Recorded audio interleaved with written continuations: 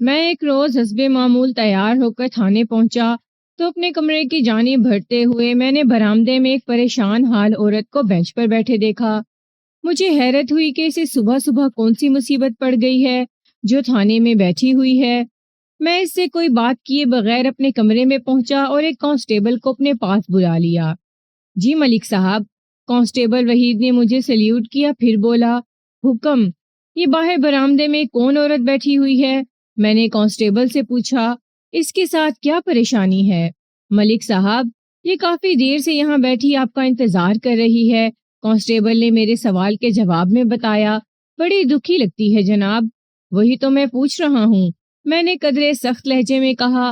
آخر وہ کون سا دکھ ہے جو اسے یہاں کھینچ لایا ہے؟ میں نے بہت کریدنے کی کوشش کی ہے لیکن وہ کچھ بتانے کو تیار نہیں۔ کانسٹیبل وحید نے جواب دیا، کہہ رہی ہے اپنی مشکل تھانے دار صاحب کو بتائے گی۔ اگر آپ کی اجازت ہو تو میں اسے اندر بھیجتا ہوں۔ اس نیک کام کے لیے بھلا اجازت لینے کی کیا ضرورت ہے؟ میں نے کہا، اسے فوراً بھیجو میرے پاس۔ کانسٹیبل جی ملک صاحب کہہ کر چلا گیا اور اگلے ہی لمحے وہ مذکورہ عورت کے ساتھ میرے سامنے حاضر تھا۔ میں نے آنکھ کے اشارے سے وحید کو واپس جانے کے لیے کہا، پھر عورت کی طرف دیکھتے ہوئے گہری سنجیدگی سے کہا، بیٹھ جاؤ بی بی۔ وہ تھوڑی سی ہچکچاہٹ کے بعد سامنے کرسی پر بیٹھ گئی اور امداد طلب نظر سے مجھے دیکھنے لگی۔ میں نے گہری نظر سے اس کا جائزہ لیا اور پوچھا، بی بی تمہارا نام کیا ہے؟ جی سغرا۔ سغرا بی بی، میں نے اس کی آنکھوں میں دیکھتے ہوئے نرم لہجے میں کہا، مجھے بتایا گیا ہے کہ تم بہت پریشان ہو، آخر کیا مسئلہ ہے تمہارے ساتھ؟ تھانے دار صاحب، وہ بھرائی ہوئی آواز میں بولی، میں اپنے جوان بیٹے کی وجہ سے سخت پریشان ہوں۔ اس پریشانی کا سبب کیا ہے؟ میں نے پوچھا، اور یہ بتاؤ کہ تمہارے جوان بیٹے کا نام کیا ہے؟ یعقوب، میرے بیٹے کا نام یعقوب ہے جی، وہ غمزدہ لہجے میں بولی، وہ کل سے غائب ہے۔ غائب ہے کیا مطلب؟ میں نے چونک کر اس کی طرف دیکھا۔ وہ وضاحت کرتے ہوئے بولی، یعقوب کل صبح موزہ کمال پور گیا تھا اور کہا تھا کہ رات کو واپس آ جائے گا۔ کل کا سورج غروب ہو گیا اور اب تو آج کا نیا سورج بھی طلوع ہو چکا ہے، لیکن وہ ابھی تک واپس نہیں آیا۔ لمحاتے توقف کر کے اس نے اپنی سانس کو ہموار کیا، پھر بات مکمل کرتے ہوئے بولی، میں نے ساری رات جاگ کر اس کی راہ دیکھی ہے اور صبح ہی صبح آپ کے پاس آ گئی ہوں۔ اب آپ ہی میرے بیٹے کی تلاش کے سلسلے میں کچھ کریں۔ وہ کمال پور کیا لینے گیا تھا؟ میں نے ٹھہرے ہوئے لہجے میں پوچھا۔ ادھر کمال پور میں میری بڑی بہن رہتی ہے جس کا نام کبرا ہے، سغرا وضاحت کرتے ہوئے بولی۔ میں نے یعقوب کے ہاتھ کبرا کے لیے کچھ رقم بھجوائی تھی۔ کتنی رقم؟ میں نے تیز لہجے میں استفسار کیا۔ 1500 روپے، سغرا نے بتایا، اور ساتھ ہی میں نے تاکید کر دی تھی کہ ہر قیمت پر وہ سورج غروب ہونے سے پہلے گھر واپس آ جائے، لیکن ابھی تک تو… بولتے بولتے اس کی آواز رند گئی۔ 1500 روپے یعنی 1500 روپے آج کل کے حساب سے ایک معمولی سی رقم ہے، لیکن جس زمانے کی یہ کہانی ہے اس دور میں 1500 روپے بہت تگڑی رقم تصور کی جاتی تھی۔ ایک عام آدمی کی تنخواہ 60 سے 80 یا زیادہ سے زیادہ 100 روپے ہوا کرتی تھی، اور 20-25 روپے میں کسی متوسط فیملی کے گھر میں مہینے بھر کا راشن بھرا جا سکتا تھا۔ اگر آج کل کے تناظر میں حساب کرنے بیٹھیں تو ایک محتاط اندازے کے مطابق یہ رقم لگ بھگ 1.5 لاکھ روپے بنتی تھی۔ میں نے تسلی دینے والے انداز میں کہا، زیادہ پریشان ہونے کی ضرورت نہیں سغرا بی بی، یہ بھی تو ہو سکتا ہے کہ تمہارا بیٹا رات کو اپنی خالہ کے گھر میں ہی رک گیا ہو اور دوپہر تک واپس آ جائے۔ یعقوب نے آج تک میری بات رد نہیں کی۔ وہ گلوگیر آواز میں بولی، میں نے جو کہہ دیا بس کہہ دیا۔ وہ میرے کہے سے ایک سود بھی ادھر ادھر نہیں ہلتا۔ میں نے بڑی سختی سے اسے تاکید کی تھی کہ چاہے جو کچھ بھی ہو اور کتنی بھی دیر ہو جائے وہ رات کو ضرور واپس آئے۔ برکت علی نے مرتے وقت یعقوب کو ایک ہی نصیحت کی تھی کہ اسے میری بات ماننا ہے۔ وہ تھوڑی دیر کے لیے تھمی، دوپٹے کے پلو سے اپنی آنکھیں خشک کرنے کی کوشش کی، پھر بات مکمل کرتے ہوئے بولی، اگر ہر طرف خیریت رہتی تو یعقوب رات میں ضرور واپس آ جاتا۔ میرا دل بہت گھبرا رہا ہے، مجھے لگتا ہے کہ میرے بیٹے کے ساتھ کوئی نہ کوئی… وہ بولتے بولتے ایک مرتبہ پھر خاموش ہو گئی۔ غم کے بوجھ نے اس کی آواز کو گلے میں پھنسا کر رکھ دیا تھا۔ میں نے اس کی دلجوئی کرنے کی خاطر ہمدردی بھرے لہجے میں کہا، سغرا بی بی، میری بات دھیان سے سنو۔ وہ ہمتن گوش ہو گئی۔ میں نے اپنی بات کو آگے بڑھایا۔ مجھے امید ہے کہ تمہارا بیٹا دوپہر تک واپس آ جائے گا۔ اگر وہ دوپہر تک بھی نہ لوٹا تو؟ وہ میری بات مکمل ہونے سے پہلے ہی بول اٹھی۔ سغرا بی بی کی آنکھوں میں مجسم استفسار نے مجھے دل گرفتہ کر دیا۔ وہ ان لمحات میں مجروح ممتا کی تصویر بنی ہوئی تھی۔ میں نے گہری سنجیدگی سے کہا، اگر وہ دوپہر تک واپس نہ آیا تو پھر میں اپنے 2 جوانوں کو ادھر کمال پور تمہاری بیٹے کی تلاش کے لیے بھیجوں گا۔ شام سے پہلے پہلے تمہیں کوئی اچھی خبر سننے کو ملے گی۔ اللہ آپ کا بھلا کرے تھانے دار صاحب، وہ دعائیا انداز میں بولی۔ اللہ تو سب کا بھلا ہی کرتا ہے، میں نے سوچ میں ڈوبے ہوئے لہجے میں کہا۔ تم بھی فکر نہ کرو، انشاءاللہ یعقوب خیر خیریت سے واپس آ جائے گا، میں نے تسلی بخش انداز میں کہا۔ میرے حساب سے یہ کوئی تشویشناک بات نہیں تھی کہ یعقوب رات کو واپس نہیں آیا تھا۔ سغرا کی زبانی مجھے پتا چلا تھا کہ یعقوب اس کا اکلوتا بیٹا تھا اور اس کی عمر 18-19 سال کے درمیان تھی۔ وہ کوئی ننھا بچہ نہیں تھا کہ کہیں کھو جاتا۔ یعقوب کا باپ برکت علی چند سال پہلے حادثاتی موت کا شکار ہو کر دوسری دنیا میں جا چکا تھا۔ کھیتوں میں کام کرتے ہوئے ایک زہریلے سانپ نے اسے ڈس لیا اور بقول شخص سے وہ پانی مانگے بغیر ہی اس جہان سے اس جہان چلا گیا۔ اس بات میں کسی شک و شبہ کی گنجائش نہیں کہ برکت علی نے اپنی اکلوتی اولاد کی بڑی مناسب تربیت کی تھی اور یعقوب اپنے والدین کا فرما بردار تھا، لیکن اس فرما برداری کی روشنی میں یہ دعویٰ نہیں کیا جا سکتا تھا کہ یعقوب پچھلی رات کسی بھی قیمت پر اپنی خالہ کے گھر نہیں رک سکتا تھا۔ سغرا ایک ماں تھی اور یعقوب اس کی اکلوتی اولاد، اور وہ بیوہ بھی تھی۔ اس قسم کی مصیبت شناس عورتوں کی حساسیت بہت بڑھ جاتی ہے اور وہ چھوٹی سے چھوٹی بات کو بھی بہت سنگین محسوس کرنے لگتی ہیں۔ اکلوتی اولاد ان کے جینے مرنے کا بہانہ بلکہ زندگی اور موت کی وجہ بن جاتی ہے، جیسا کہ یعقوب کے معاملے میں سغرا کے ساتھ ہو رہا تھا۔ شوہر کی وفات کے بعد چونکہ یعقوب ہی اس کی سوچ کا مرکز بن گیا تھا، اس لیے وہ اس کی خاطر مختلف نوعیت کے اندیشوں اور وسوسوں میں گھری ہوئی تھی، اور یہ کوئی انچبھے کی بات نہیں تھی۔ ایک بیوہ ماں کو اپنی اکلوتی جوان اولاد کے لیے ایسے ہی جذباتی اور فکر انگیز انداز میں سوچنا چاہیے تھا۔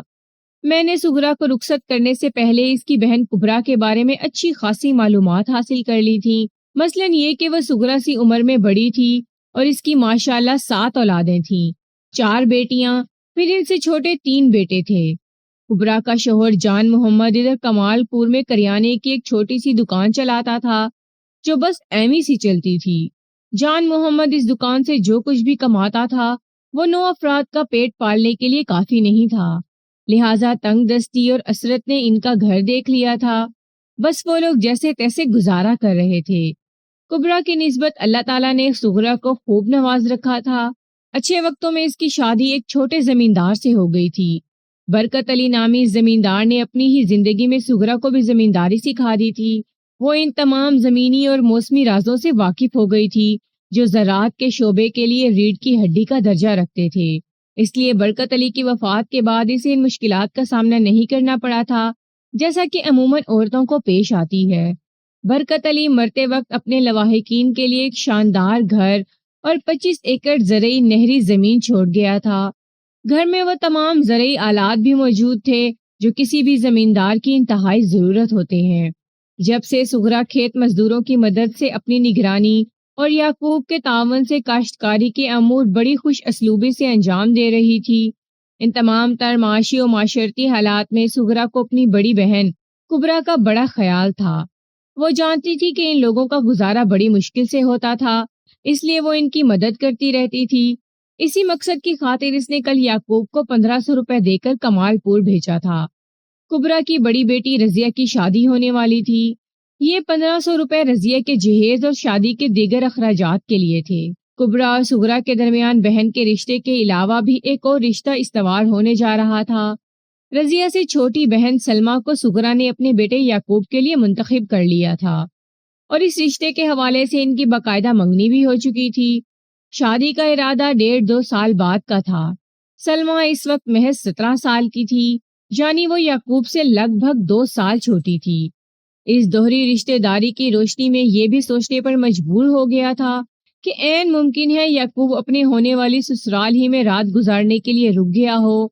منگیتر کے گھر کے چکر لگانے اور وہاں قیام کرنے کے لیے تو انسان خواہ بھی بہانے ڈھونڈتا ہے۔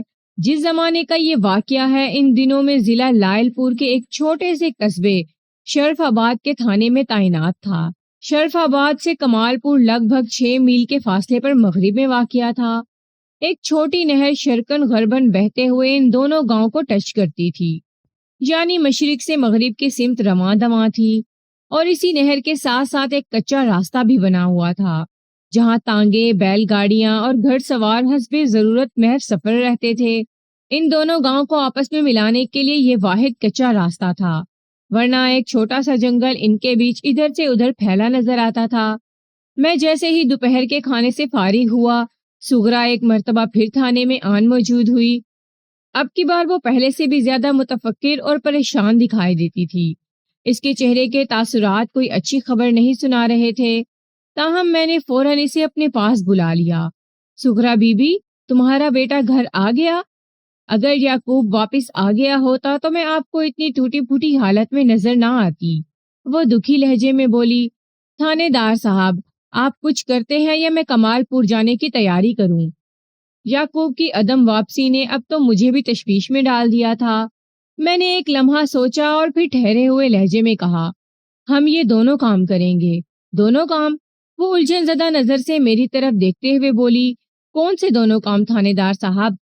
کام نمبر 1، تمہیں ضرور کمال پور جانا چاہیے، میں نے ایک ایک لفظ پر زور دیتے ہوئے کہا۔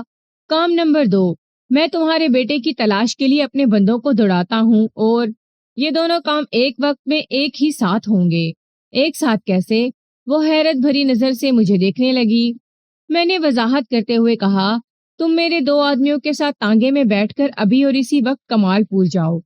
سب سے پہلے یعقوب کو تمہاری بہن کبرا کے گھر میں چیک کیا جائے گا، مجھے امید ہے وہ ادھر ہی مل جائے گا، یا راستے میں بھی اس سے ملاقات ہو سکتی ہے۔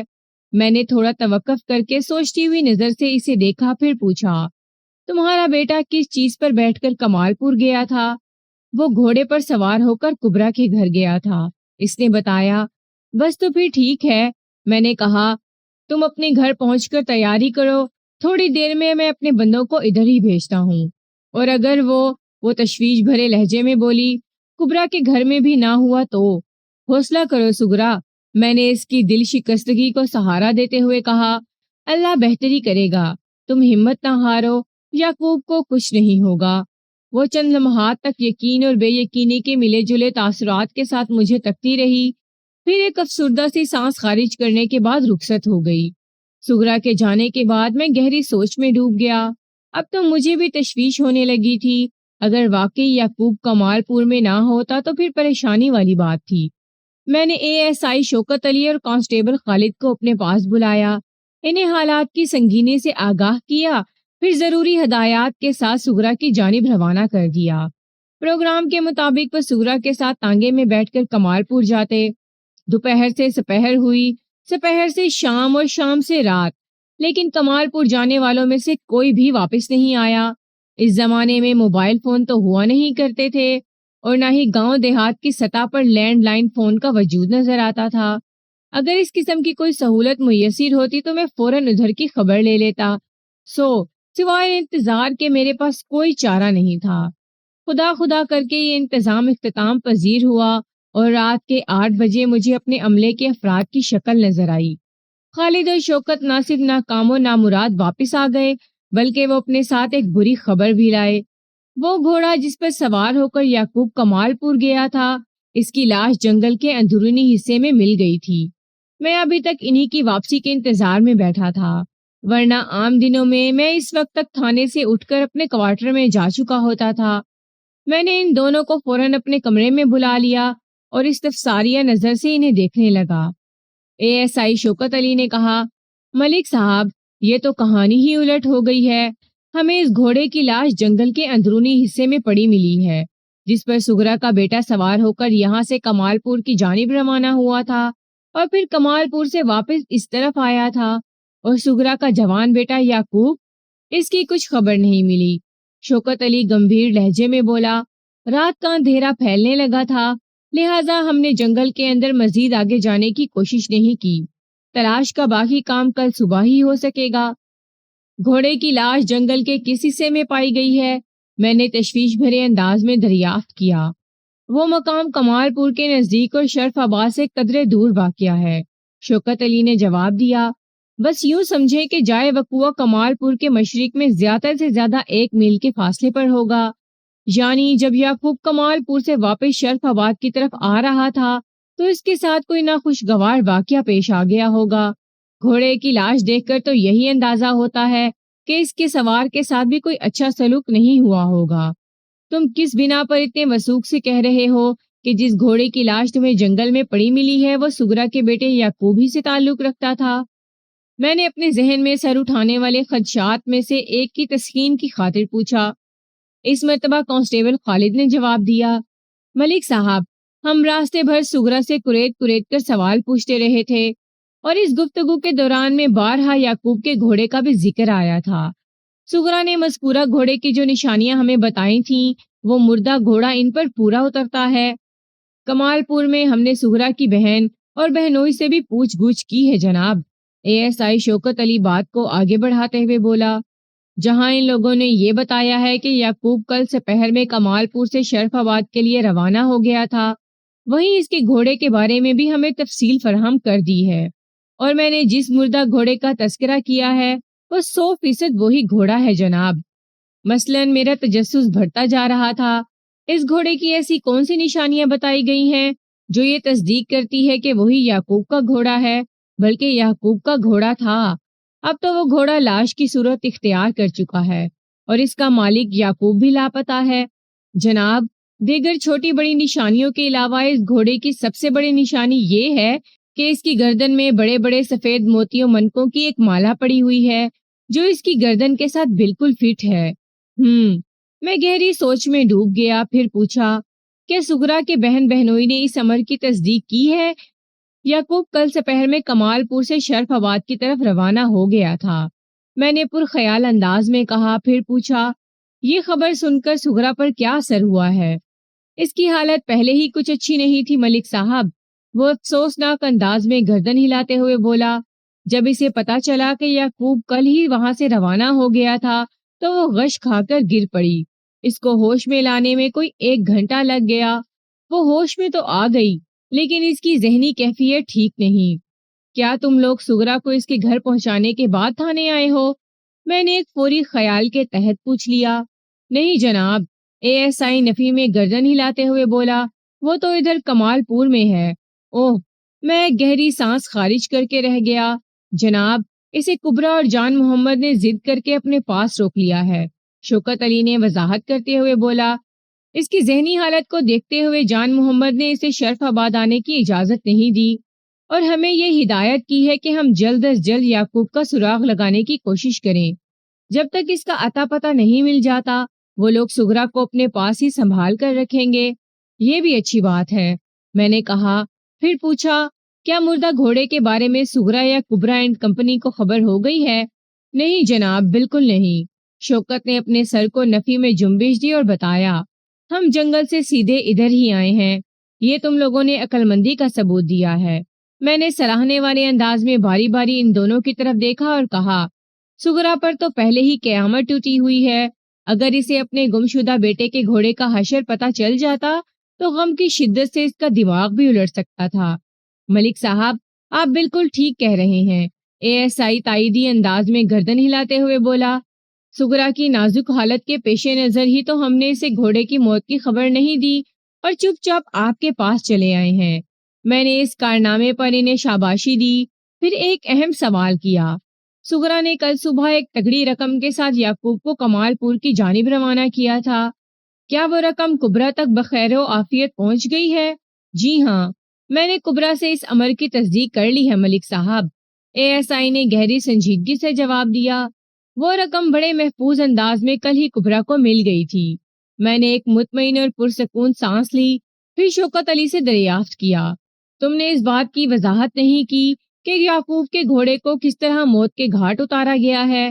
گھوڑے کا سارا بدن خصوصاً ٹانگیں اور گردن لہو لہان ہو رہی تھی۔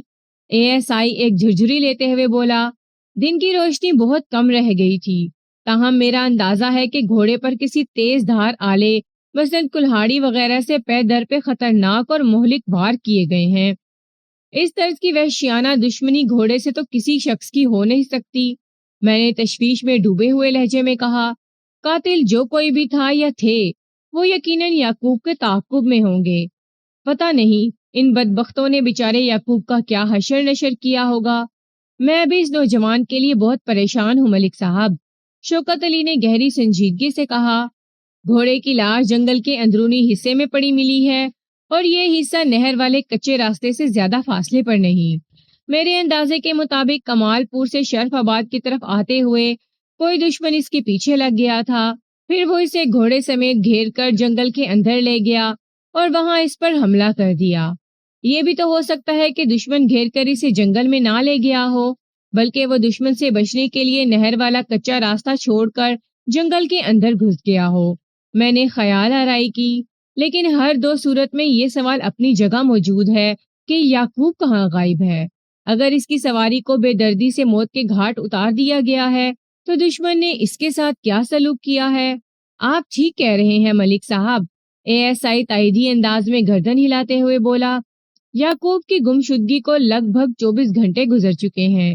اگر اب تک اس کی کوئی خیر خبر سامنے نہیں آئی تو ہمیں بڑے افسوس کے ساتھ یہی سوچنا پڑے گا کہ اس بیچارے کے ساتھ کوئی سنگین حادثہ پیش آ چکا ہے۔ میں معنی خیز انداز میں سر کو اثباتی جنبش دے کر رہ گیا۔ ہمارے درمیان مزید 20-25 منٹ تک یعقوب کی گمشدگی اور اس کے گھوڑے کی ہلاکت کے بارے میں بات ہوتی رہی۔ پھر میں نے اٹھنے سے پہلے ASI کو کچھ اس انداز میں ہدایات دیں۔ شوکت علی، کل صبح تم میرے ساتھ یعقوب کی تلاش میں جنگل کی طرف جاؤ گے۔ ٹھیک ہے ملک صاحب، وہ فرما برداری سے بولا، جو آپ کا حکم۔ اور ہم یہاں سے علل صبح نکل جائیں گے تاکہ ہم جائے وقوع پر پہنچے تو سورج نکل رہا ہو۔ اس طرح ہمیں کام کرنے کے لیے زیادہ وقت مل جائے گا۔ آج کل ویسے بھی دن چھوٹا ہو چکا ہے۔ میں نے کہا، تم رات ہی میں ضروری تیاری کر لینا، سواری کے لیے تانگے کا بندوبست کرو گے یا میرے خیال میں گھوڑے زیادہ مناسب رہیں گے۔ میری پوری بات ہونے سے پہلے ہی وہ بول اٹھا، جائے وقوع تک رسائی کے لیے تو تانگا ٹھیک ہے، لیکن یعقوب کی تلاش میں پتہ نہیں ہمیں جنگل کی کس گہرائی تک جانا پڑے۔ گھنے درختوں کے بیچوں بیچ تانگے کو آگے بڑھانا مشکل ہی نہیں بلکہ ناممکن ثابت ہوگا۔ میں تمہاری بات سے اتفاق کرتا ہوں شوکت علی۔ میں نے تعریفی نظر سے اس کی طرف دیکھا۔ تم نے بڑی عاقلانہ تجویز دی ہے۔ اب ہم صبح ہی ملیں گے۔ جیسے ہی سپیدہ سحر نمودار ہوگا ہم تھانے سے روانہ ہو جائیں گے۔ میں مطمئن ہو کر تھانے سے نکلا اور اپنے سرکاری کوارٹر میں آ گیا۔ میں نے خلاف معمول رات کا کھانا تھوڑی تاخیر سے کھایا، پھر عشاء کی نماز ادا کرنے کے بعد سونے کے لیے لیٹ گیا۔ اس رات مجھے آسانی سے نیند نہ آئی۔ بستر پر لیٹے لیٹے کافی دیر تک یعقوب کے بارے میں ہی سوچتا رہا۔ ایک بات تو طے تھی کہ کسی شخص کو یعقوب کے گھوڑے سے قطعاً کوئی دشمنی نہیں ہو سکتی تھی۔ قاتل جو کوئی بھی تھا وہ یقیناً یعقوب کے تعاقب میں تھا اور اس نے یعقوب کو زیر کرنے کے لیے اس پر بھی خطرناک حملہ کیا ہوگا۔ جب وہ بے زبان گھوڑا زخموں کی تاب نہ لاتے ہوئے لقمہ اجل بن گیا تو یہ سوچنا سراسر حماقت ہوتی کہ یعقوب کہیں صحیح سلامت بیٹھا ہوگا۔ گھوڑے کی موت اور یعقوب کے ساتھ پیش آنے والے مبہم صورتحال کے اسباب پر غور کریں تو اس رقم کو نظر انداز نہیں کیا جا سکتا تھا جو سغرا بی بی نے اپنی بڑی بہن کبرا بی بی کے لیے بھجوائی تھی۔ کوئی بھی شخص اس رقم کے لیے یعقوب کی جان کا دشمن بن سکتا تھا، لیکن اس تھیوری میں ایک بہت بڑی بات مجھے شروع ہی سے نظر آ رہی تھی، اور وہ یہ کہ اگر کوئی شخص یعقوب کے ساتھ اس رقم کی خاطر کوئی اونچ نیچ کرتا تو پھر افسوسناک واقعہ شرف آباد سے کمال پور کی جانب سفر کے دوران میں پیش آنا چاہیے تھا۔ اگر کوئی شخص اس راز سے آگاہ ہو گیا تھا کہ یعقوب ایک موٹی رقم لے کر شرف آباد سے کمال پور جا رہا ہے تو ایسے شخص کو یعقوب کے کمال پور پہنچنے سے پہلے راستے میں کہیں کارروائی کرنا چاہیے تھی، لیکن واقعہ اس کے برعکس پیش آیا تھا، جس کا واضح مطلب یہی تھا کہ یہ سارا ہنگامہ رقم کی وجہ سے ہرگز نہیں تھا۔ اگلے روز میں الہل صبح تیار ہو کر تھانے پہنچا تو ایک نئی صورتحال میری منتظر تھی۔ میں جیسے ہی اپنے کمرے کی جانب بڑھا، سغرا بی بی ایک ادھیڑ عمر شخص کے ساتھ وہاں آن موجود ہوئی۔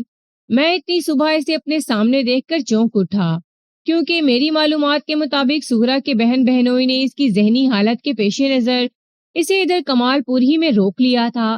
اگر وہ اتنی صبح تھانے میں موجود تھی تو اس کا واضح مطلب یہی تھا کہ اس طرف کوئی بڑی گڑبڑ ہو چکی ہے۔ میں نے سغرا اور اس کے ساتھی کو فوراً اپنے کمرے میں بلا لیا۔ بعد ازاں پتہ لگا کہ ساتھ آنے والا شخص سغرا کا بہنوئی جان محمد تھا۔ میں نے انہیں بیٹھنے کے لیے کہا، پھر سغرا کی جانب دیکھتے ہوئے تشویشناک لہجے میں پوچھا، خیریت تو ہے نا سغرا؟ تھانے دار صاحب، سغرا کی بجائے اس کی بہنوئی جان محمد نے جواب دیا۔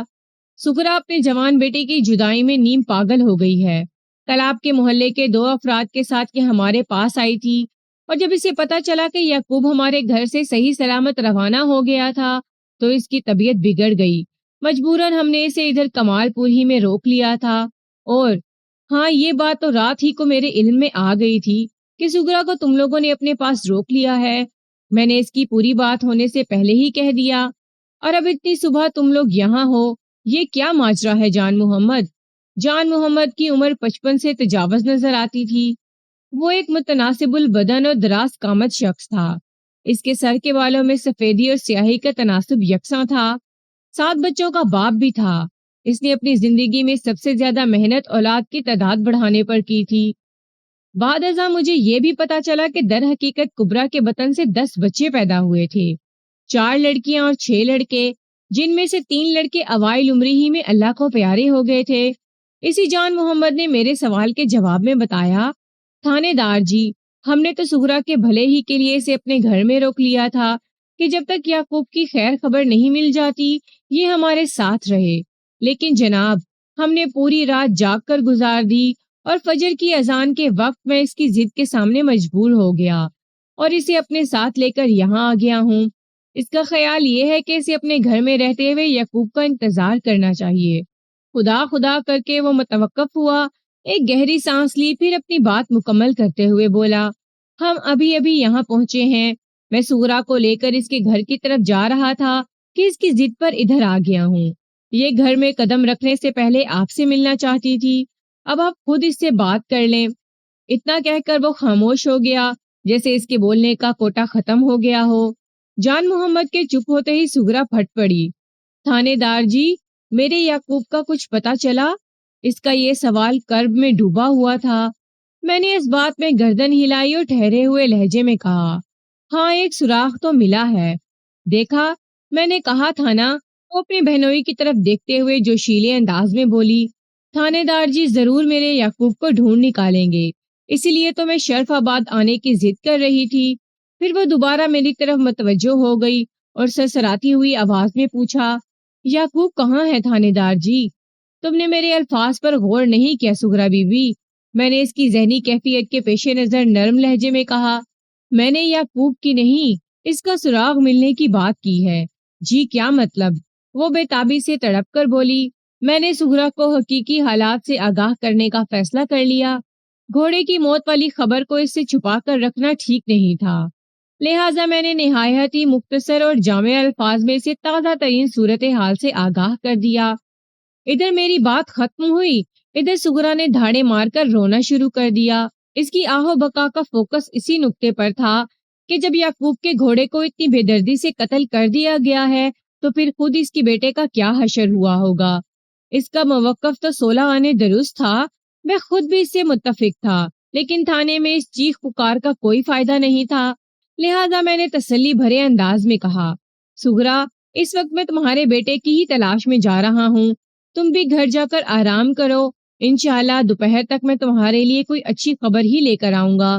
وہ تھانے سے جانے کے لیے تیار نہیں تھی، بلکہ اس نے تو یہاں تک کہہ دیا، تھانے دار جی، میں بھی آپ کے ساتھ چلتی ہوں۔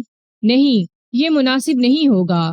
میں نے 2 ٹوک الفاظ میں اسے منع کر دیا، یہ کام اتنا آسان نہیں جتنا تم سمجھ رہی ہو، تمہیں یہاں سے سیدھا اپنے گھر ہی جانا چاہیے۔ جان محمد نے بھی اسے یہی سمجھایا کہ پولیس کے تفتیشی معاملات میں اسے نہیں کودنا چاہیے۔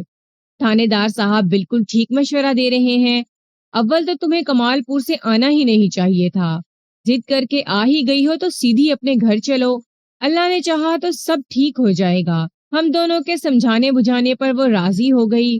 ہم لوگ ایک ساتھ ہی تھانے سے باہر نکلے۔ مجھے اور شوکت علی کو گھوڑوں پر سوار ہو کر یعقوب کی تلاش میں جنگل کی طرف جانا تھا اور سغرا کو جان محمد کے ساتھ اپنے گھر۔ ہم تھانے کے احاطے سے باہر نکلے تو ایک ناخوشگوار صورتحال ہماری راہداری دیکھ رہی تھی۔ سغرا جان محمد کے ساتھ جس تانگے میں بیٹھ کر کمال پور سے یہاں پہنچی تھی وہ اپنے کوچوان سمیت تھانے کی باؤنڈری وال کے ساتھ کھڑا تھا۔ اس سے تھوڑے فاصلے پر تھانے کے داخلی راستے کے قریب ہی ایک اور سجا سجایا تانگا بھی نظر آ رہا تھا جس پر کوچوان کے علاوہ بھی ایک بھاری بھرکم شخص موجود تھا۔ سغرا پر نظر پڑتے ہی مذکورہ شخص تانگے سے نیچے اتر آیا اور تیز قدموں سے سغرا کی جانب بڑھنے لگا۔ یہ کون ہے سغرا؟ جواب دینے کی بجائے اس نے الٹا مجھ سے سوال کر دیا، یہ کمبخت یہاں کیوں آیا ہے؟ اگر مجھے اس بدبخت کے بارے میں کچھ معلوم ہوتا تو تم سے کیوں پوچھتا؟ میں نے سپاٹ لہجے میں کہا۔ اس کے ساتھ ہی اپنا سوال بھی دہرا دیا، یہ ہے کون جسے دیکھتے ہی تم اچانک غصے میں آ گئی ہو؟ مذکورہ شخص جیسا خود بھاری بھرکم تھا، اسی مناسب سے اس نے کنگ سائز مونچھیں بھی رکھ چھوڑی تھیں۔ سغرا نے بدستوری شخص پہ نگاہ رکھتے ہوئے میرے سوال کے جواب میں بتایا، یہ رحمت علی ہے جناب، میرا جیٹ۔ تمہارے تیور بتا رہے ہیں کہ تم رحمت علی کو پسند نہیں کرتی ہو، میں نے قدرے دھیمے انداز میں کہا۔ ناپسند کرنا تو بہت ہی چھوٹی بات ہوگی، وہ تپتے ہوئے لہجے میں بولی، میں تو اس سے شدید نفرت کرتی ہوں۔ یہ یہاں کیا کر رہا ہے؟ اسے دیکھ کر میرا خون کھول اٹھا ہے تھانے دار جی۔ تم فکر نہ کرو سغرا، میں نے دھیمی آواز میں اسے تسلی دی، میں خود ہی پوچھ لیتا ہوں کہ یہ صبح ہی صبح یہاں کس مقصد سے آیا ہے۔ اس دوران میں رحمت علی ہمارے قریب پہنچ گیا اور میرے کچھ کہنے سے پہلے ہی وہ سغرا سے مخاطب ہوتے ہوئے بولا، بھابھی تم کل سے یعقوب کے لیے ادھر ادھر پریشان پھر رہی ہو، مجھے تو بتایا ہوتا، میں تمہارا دشمن تو نہیں ہوں۔ تم کون ہوتے ہو دوست اور دشمن کا فیصلہ کرنے والے؟ سغرا تڑخ کر بولی، جب میں تم سے ہر تعلق ناتا توڑ بیٹھی ہوں تو پھر تم بہانے سے میری راہ میں آنے کی کوشش کیوں کرتے ہو؟ سغرا کے جارحانہ بلکہ منہ توڑ جواب نے رحمت علی کو بوکھلاہٹ میں مبتلا کر دیا۔ وہ چور نظروں سے ادھر ادھر دیکھنے لگا۔ مجھے یہ سمجھنے میں کوئی دشواری پیش نہ آئی کہ ان بھابھی جیٹھ میں بڑی شدید نوعیت کی کشیدگی پائی جاتی تھی۔ اس موقع پر میں نے صورتحال کو اپنے ہاتھ میں لے لیا اور رحمت علی سے مخاطب ہو کر قدرے سخت لہجے میں کہا، تم خوامخواہ اپنی بھابھی کو کیوں تنگ کر رہے ہو؟ یہ پہلے ہی بہت پریشان ہے۔ سرکار، میں کہاں سغرا کو تنگ کر رہا ہوں؟ وہ میری جانب متوجہ ہوتے ہوئے بولا، میں تو اپنی بھابھی کا خیر خواہ ہوں جناب، پتہ نہیں یہ مجھ سے اتنی خفا کیوں ہے؟ مجھے تمہاری خیر خواہی کی ضرورت نہیں، سغرا نے ناگواری سے کہا، اس لیے تم مجھ سے دور ہی رہو تو اچھا ہے۔ دیکھا اپنے تھانے دار جی، وہ شکایتی انداز میں مجھ سے بولا، میں اپنے دل میں اس کے لیے کتنی ہمدردی رکھتا ہوں، اور یہ میں نے کہا ہے نا نہیں چاہیے مجھے تمہاری ہمدردی۔ سغرا اس کی بات کاٹتے ہوئے بولی، تمہارے لیے یہی اچھا ہے کہ تم فوراً میری نظر سے دور ہو جاؤ۔ تھانے دار صاحب، مجھے پتا چلا تھا کہ سغرا کا بیٹا کہیں گم ہو گیا ہے۔ رحمت نے مجھ سے کہا، میں تو اس کی مدد کرنا چاہتا ہوں، اس کی پریشانی بانٹنا چاہتا ہوں، اور یہ سمجھ رہی ہے کہ میں اسے تنگ کر رہا ہوں۔ میں سمجھنا چاہتا ہوں کہ میرا بھتیجا یعقوب آخر کہاں چلا گیا ہے۔ اگر صرف اتنی سی بات ہے تو تم فکر نہ کرو، یہ سارا چکر میں تمہیں سمجھا دوں گا۔ میں نے وقت کی نزاکت کے پیش نظر کہا، تم اپنی بھابھی کا خیال دل سے نکال دو۔ ٹھیک ہے جی، آپ جیسے کہہ رہے ہیں میں ویسے ہی کر لیتا ہوں، وہ بڑی فرما برداری سے بولا۔ میں نے سغرا کی طرف دیکھتے ہوئے کہا، بی بی تم تانگے میں بیٹھو اور گھر جا کر آرام کرو، میں شام سے پہلے تمہاری طرف چکر لگاؤں گا، جو بھی صورتحال سامنے آئے گی وہ تمہیں بتا دوں گا۔ سغرا نے گھور کر ناپسندیدہ نظر سے اپنے جیٹ رحمت علی کی طرف دیکھا، پھر منہ سے ایک لفظ نکالے بغیر وہ تانگے پر سوار ہوئی اور جان محمد کے ساتھ اپنے گھر کی جانب روانہ ہو گئی۔ میں نے دانستہ جیٹھ بھابھی کی تلخ گفتگو کو طویل نہیں ہونے دیا تھا، اس سے سوائے وقت ضائع ہونے کے اور کچھ بھی نہ ہوتا۔ سغرا کے جانے کے بعد میں نے ASI شوکت کو روانہ ہونے کا اشارہ کر دیا اور رحمت علی کی طرف دیکھتے ہوئے کہا، تم اپنے تانگے پر ہمارے پیچھے آؤ۔ ہمیں جانا کہاں ہے؟ وہ الجھن زدہ لہجے میں بولا، یعقوب کو ڈھونڈنے۔ میں نے جواب دیا۔ میں نے گھوڑے پر سوار ہونے کے بعد نہایت ہی مختصر الفاظ میں اسے یعقوب کے گھوڑے کو پیش آنے والے واقعے سے آگاہ کیا، پھر گہری سنجیدگی سے کہا، دیکھو رحمت، مجھے اس بات سے کوئی غرض نہیں کہ تمہارا سغرا کے ساتھ کیا جھگڑا ہے، اور میں یہ بھی نہیں جاننا چاہوں گا کہ تم دونوں کے بیچ کس نوعیت کے اختلافات ہیں۔ میں تو پہلی فرصت میں تمہارے بھتیجے یعقوب کو ڈھونڈ نکالنا چاہتا ہوں، پتہ نہیں وہ بیچارہ کہاں اور کس حال میں ہوگا۔ میں نے لمحاتی توقف کر کے گہری سانس لی، پھر اس کی جانب گردن گھما کر پوچھا، تم اس سلسلے میں میری کیا مدد کر سکتے ہو؟ اب ہم تھانے کو پیچھے چھوڑ آئے تھے اور کمال پور کی جانب ہمارا سفر شروع ہو چکا تھا۔ ASI شوکت علی اور میں گھوڑوں پر سوار تھے، جبکہ رحمت علی اپنے تانگے میں بیٹھا ہوا تھا۔ شوکت کسی رہنما کی مانند ہم سب سے آگے تھا اور میرا گھوڑا رحمت علی کے تانگے کے ساتھ ساتھ چل رہا تھا۔ اس طرح کہ ہم بآسانی بات چیت بھی کرتے چلے جا رہے تھے۔ 55 کا ہنسا عبور کرنے کے باوجود بھی وہ خاصا جوان دکھائی دیتا تھا۔ رحمت نے میرے استفسار کے جواب میں کہا، تھانے دار جی، مجھے آپ کی مدد کرنے میں تو کوئی اعتراض نہیں، لیکن سمجھ میں نہیں آ رہا کہ میں آپ کے لیے کیا کر سکتا ہوں جب تک مجھے حالات کا پوری طرح علم نہ ہو۔ حالات کا مکمل علم تو کسی کو بھی نہیں ہے رحمت، میں نے ٹھہرے ہوئے لہجے میں کہا۔ ابھی تک اس سلسلے میں جو پیش رفت ہوئی ہے وہ میں نے تمہیں بتا دی۔ وہ سوچ میں ڈوبے ہوئے لہجے میں بولا، یہ تو بڑی تشویشناک صورتحال ہے جناب۔ میں نے تھوڑی دیر پہلے تھانے کے سامنے رحمت اور سغرا کے درمیان ہونے والی گفتگو کو بڑی توجہ سے سنا تھا۔ رحمت کا انداز تعاون امیز تھا، جبکہ سغرا اس سے سخت ناراض اور برہم نظر آتی تھی۔ رحمت کا انداز تعاون امیز تھا، جبکہ سغرا اس سے سخت ناراض اور برہم نظر آئی تھی۔ ان کے بیچ اصل وجہ کیا تھی وہ تو ابھی بھی مجھے معلوم نہیں تھی، اس لیے میں نے رحمت سے بات کرتے ہوئے اس کے چہرے کے تاثرات کو بھی خصوصاً نوٹ کرتا جا رہا تھا تاکہ اسے سمجھنے میں آسانی رہے۔ رحمت، تمہارا ذہن اس معاملے کو کس انداز میں لے رہا ہے؟ میں نے سنجیدہ لہجے میں اس سے سوال کیا۔ تمہارے خیال میں یعقوب کو کس قسم کے حالات پیش آئے ہوں گے؟ میں سمجھتا ہوں سغرا کے بیٹے کو کوئی سنگین حادثہ پیش آ چکا ہے، وہ گمبھیر انداز میں بولا۔ آپ نے جو حالات بتائے ہیں وہ تو اسی جانب اشارہ کرتے ہیں۔ میں گہری سوچ میں ڈوب گیا۔ شرف آباد اور کمال پور کے درمیان جنگل کا ایک بڑا حصہ پڑتا ہے، رحمت نے ٹھہرے ہوئے انداز میں کہا۔ یہ جنگل لگ بھگ 2-2.5 میل تک پھیلا ہوا ہے۔ مجھے تو یہ کوئی رازدنی کی واردات لگتی ہے جناب۔ رازدنی؟ میں نے چونک کر اس کی طرف دیکھا۔ تمہارا مطلب ہے کہ کمال پور سے شرف آباد کی طرف جاتے ہوئے ڈاکوؤں نے یعقوب کو لوٹنے کی کوشش کی ہوگی؟ ایسا ناممکن تو نہیں ہے جناب، وہ ٹھوس انداز میں بولا۔ آپ تو جانتے ہی ہیں یہ جنگل ڈاکوؤں کے وجود سے خالی نہیں، اکا دکا وارداتیں تو سامنے آتی ہی رہتی ہیں۔ جب گھوڑے کی لاش جنگل کے اندرونی حصے سے ملی ہے تو یعقوب کا سراغ بھی اسی جنگل سے ملے گا جناب۔ ہمیں جنگل کے اس حصے کو خاص طور پر اچھی طرح کھنگالنا چاہیے جہاں یعقوب کے گھوڑے کی لاش پڑی ملی ہے۔ ہم اسی طرف جا رہے ہیں رحمت، میں نے گہری سانس لیتے ہوئے کہا۔ وہ اس بات میں گردن ہلا کر رہ گیا۔ لگ بھگ 1 گھنٹے بعد ASI شوکت کی رہنمائی میں ہم اس مقام پر پہنچ گئے تھے جہاں یعقوب کے گھوڑے کی لاش پڑی تھی۔ میں نے پہلے کھڑے کھڑے اور پھر اکڑوں بیٹھ کر گھوڑے کا تفصیلی جائزہ لیا۔ واقعی اس بے زبان جانور پر بڑا ستم توڑا گیا تھا۔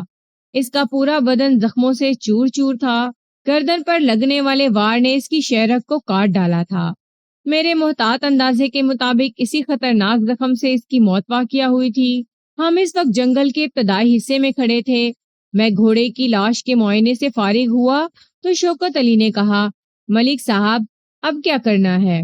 کرنا تو وہی ہے جو ہم یہاں کرنے آئے ہیں۔ میں نے ادھر ادھر نگاہ دوڑاتے ہوئے کہا، یعنی یعقوب کی تلاش۔ اس کا کیا کرنا ہے؟ اس بار ASI نے گھوڑے کی لاش کی جانب اشارہ کیا۔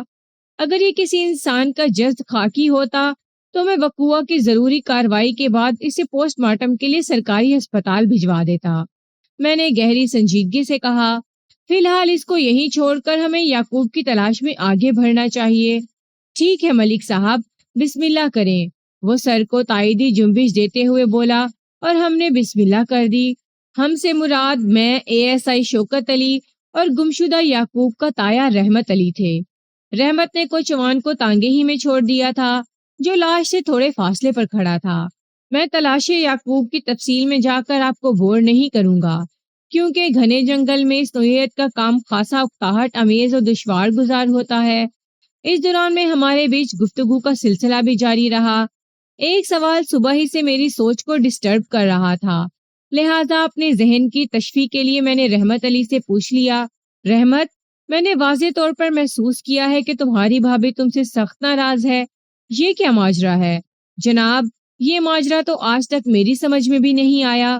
وہ ایک ٹھنڈی سانس خارج کرتے ہوئے بولا، پتہ نہیں اسے مجھ سے خدا واسطے کا بیر کیوں ہے، جبکہ آج تک میں نے ایک پیسے کا نقصان اسے نہیں پہنچایا۔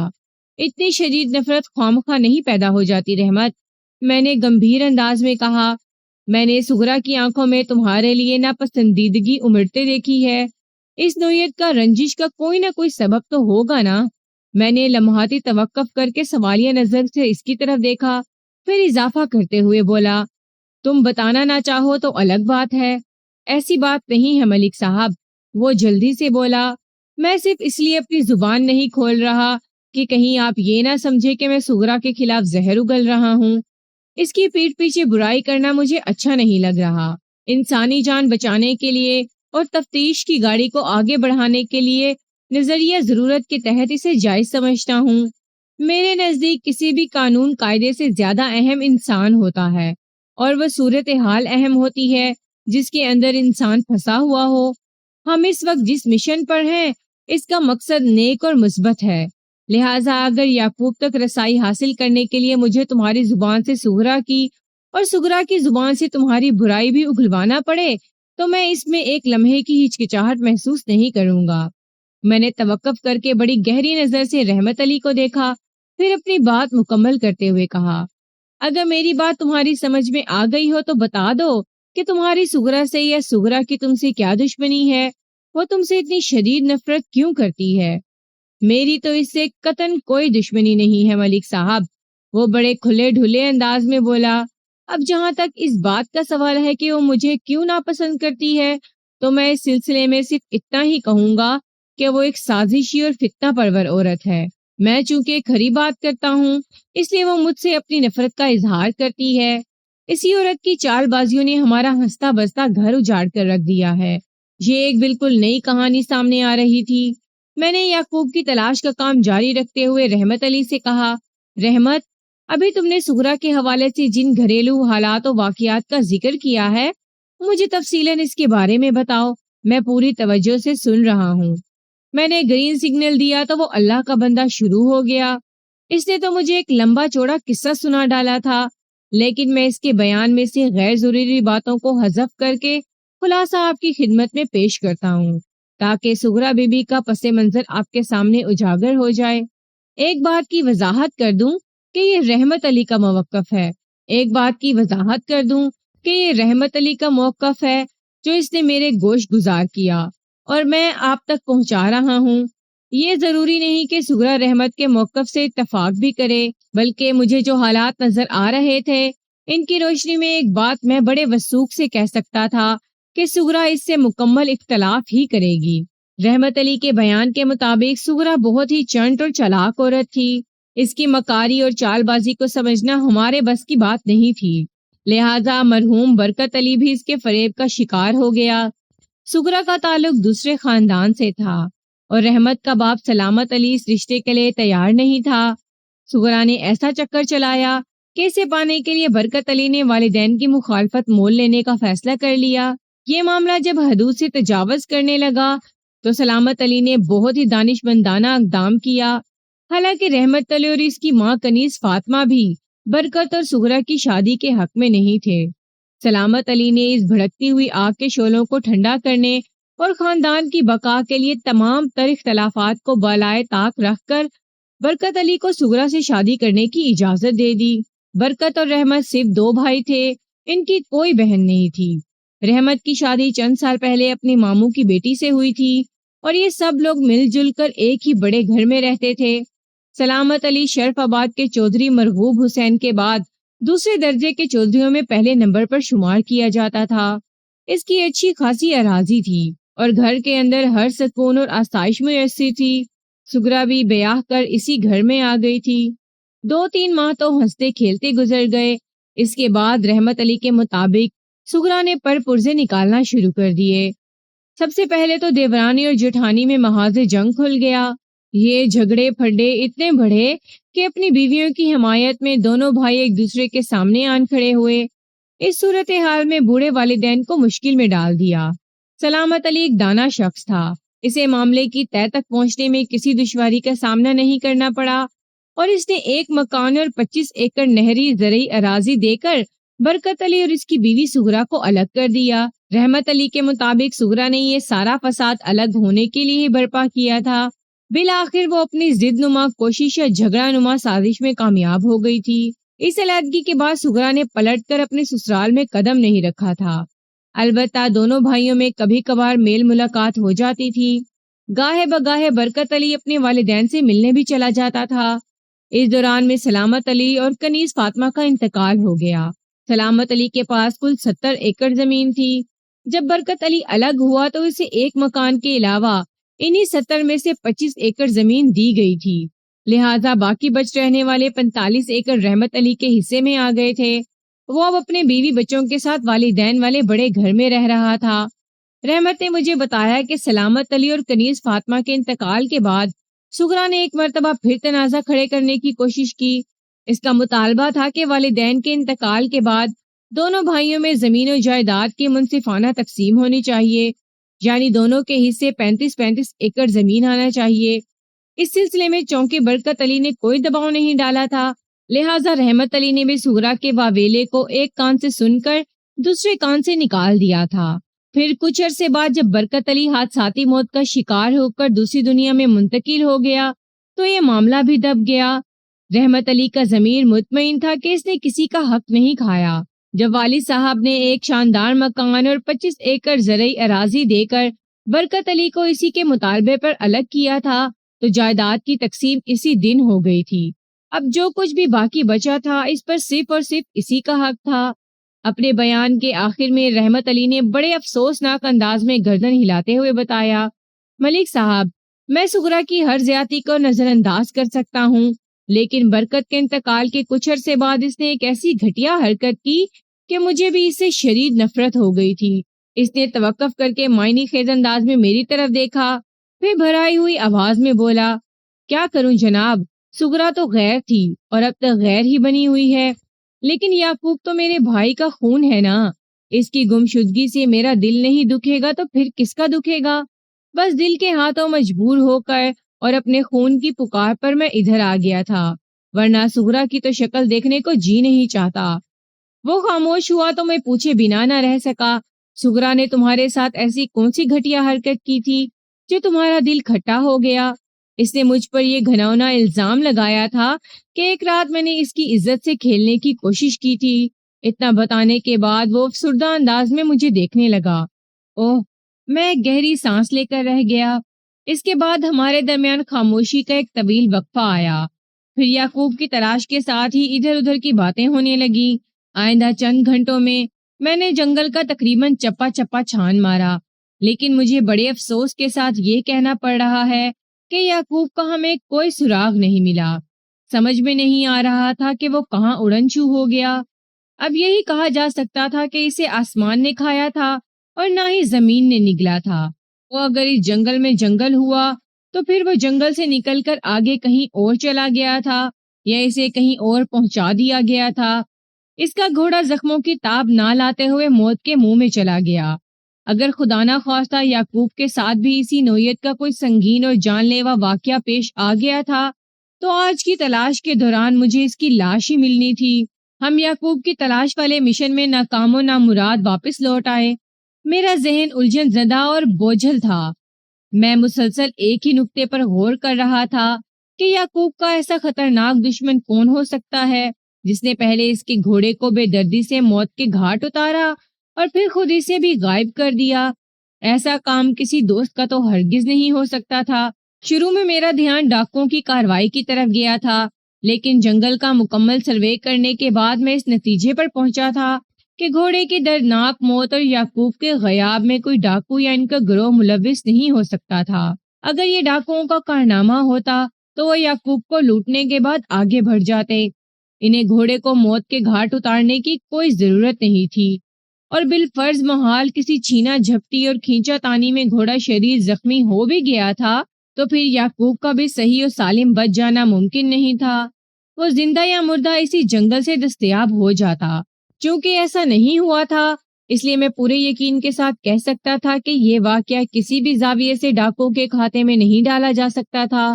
میں سوچ کے گھوڑے دوڑا ہی رہا تھا کہ رحمت علی کی آواز نے مجھے چونکا دیا۔ ملک صاحب، مجھے تو یہ کوئی اور ہی چکر لگتا ہے۔ میں نے الجھن زدہ نظر سے اس کی طرف دیکھا اور پوچھا، کیا چکر رحمت علی؟ مجھے تو یوں لگتا ہے یعقوب کے ساتھ جنگل میں کوئی حادثہ پیش نہیں آیا۔ کیا مطلب ہے تمہارا؟ میں نے سرسراتی ہوئی آواز میں پوچھا۔ میں کافی سوچ بچار کے بعد اس نتیجے پر پہنچا ہوں کہ یعقوب چپ چاپ خود ہی کہیں نکل گیا ہے۔ وہ معنی خیز انداز میں بولا۔ چپ چاپ وہ کیوں چلا جائے گا؟ میری الجھن بجا تھی۔ ہو سکتا ہے یہ کوئی لڑکی وغیرہ کا چکر ہو۔ وہ اتنی دھیمی آواز میں بولا کہ ASI شوکت علی ہماری جانب متوجہ نہ ہو سکے۔ وہ کہیں کسی لڑکی کو تو نہیں بھگا کے لے گیا؟ عقل کو ہاتھ مارو رحمت علی۔ میں نے تیز نظر سے اسے گھورا۔ یعقوب کے قصبے سے غائب ہوئے آج تیسرا دن ہے۔ اگر یہ لڑکی کو بھگا لے جانے والا کوئی واقعہ ہوتا تو اب تک اس مبینہ لڑکی کے ورثہ ضرور حرکت میں آ چکے ہوتے۔ شرف آباد میں اتنی خاموشی نظر نہ آتی۔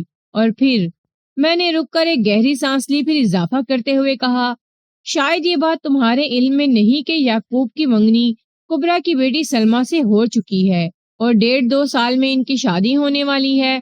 ان حالات میں وہ کسی لڑکی کو کیسے بھگا کر کہیں لے جا سکتا ہے؟ میں اس کی منگنی سے اچھی طرح واقف ہوں ملک صاحب۔ وہ بڑے اعتماد سے بولا۔ عین ممکن ہے وہ اپنی خالہ کی بیٹی کو پسند نہ کرتا ہو۔ سغرا نے یہ منگنی زبردستی کر دی ہو۔ وہ چپکے چپکے کسی اور لڑکی کو چاہتا ہو اور موقع ملتے ہی وہ اس لڑکی کے ساتھ کہیں فرار ہو گیا ہو۔ یہ ناممکن تو نہیں ہے جناب۔ عشق اور محبت کے معاملات بعض اوقات بڑے حیرت انگیز اور سمجھ میں نہ آنے والے واقعات کو جنم دیتے ہیں۔ ہاں رحمت علی، ایسا ہو جانا ناممکن تو نہیں، میں نے سوچ میں ڈوبے ہوئے لہجے میں کہا، لیکن اس صورت میں تم یعقوب کے گھوڑے کی دردناک موت کو کس خانے میں فٹ کرو گے؟ یہ ڈرامہ خود یعقوب نے رچایا ہوگا۔ وہ گمبھیر انداز میں بولا، تاکہ سب کا دھیان ڈاکوں کی کارروائی کی طرف جائے اور کوئی اس کے اصل مقصد تک رسائی حاصل نہ کر سکے، جیسا کہ ہم نے بھی یہی سوچا، اور 5-6 گھنٹے جنگل میں ادھر ادھر بھٹکنے کے بعد واپس آ گئے۔ تمہاری باتوں میں خاصا وزن ہے رحمت علی، میں نے پرخیال انداز میں کہا۔ اب دیکھنا یہ ہے کہ کیا وہ اتنا ہی شکی القلب ہے کہ اپنی ماں کو تن تنہا چھوڑ کر کسی لڑکی کے ساتھ کہیں رفو چکر ہو گیا ہے۔ میرے ذہن میں جو بات آئی وہ میں نے آپ کو بتا دی ہے۔ وہ سادہ سے لہجے میں بولا، یقین کریں یا نہ کریں یہ تو آپ کی مرضی ہے جناب۔ یقین نہ کرنے والی تو کوئی بات نہیں ہے رحمت علی، میں نے ٹھوس انداز میں کہا۔ تفتیش کی گاڑی تو ہمیشہ شک کے پیٹرول ہی سے چلتی ہے، اور تم نے اس سلسلے میں مجھے عملی اقدام کے لیے کئی راہیں دکھا دی ہیں۔ میں تمہارے اس تعاون کے لیے شکر گزار ہوں جناب، یہ تو میرا فرض تھا۔ وہ جلدی سے بولا۔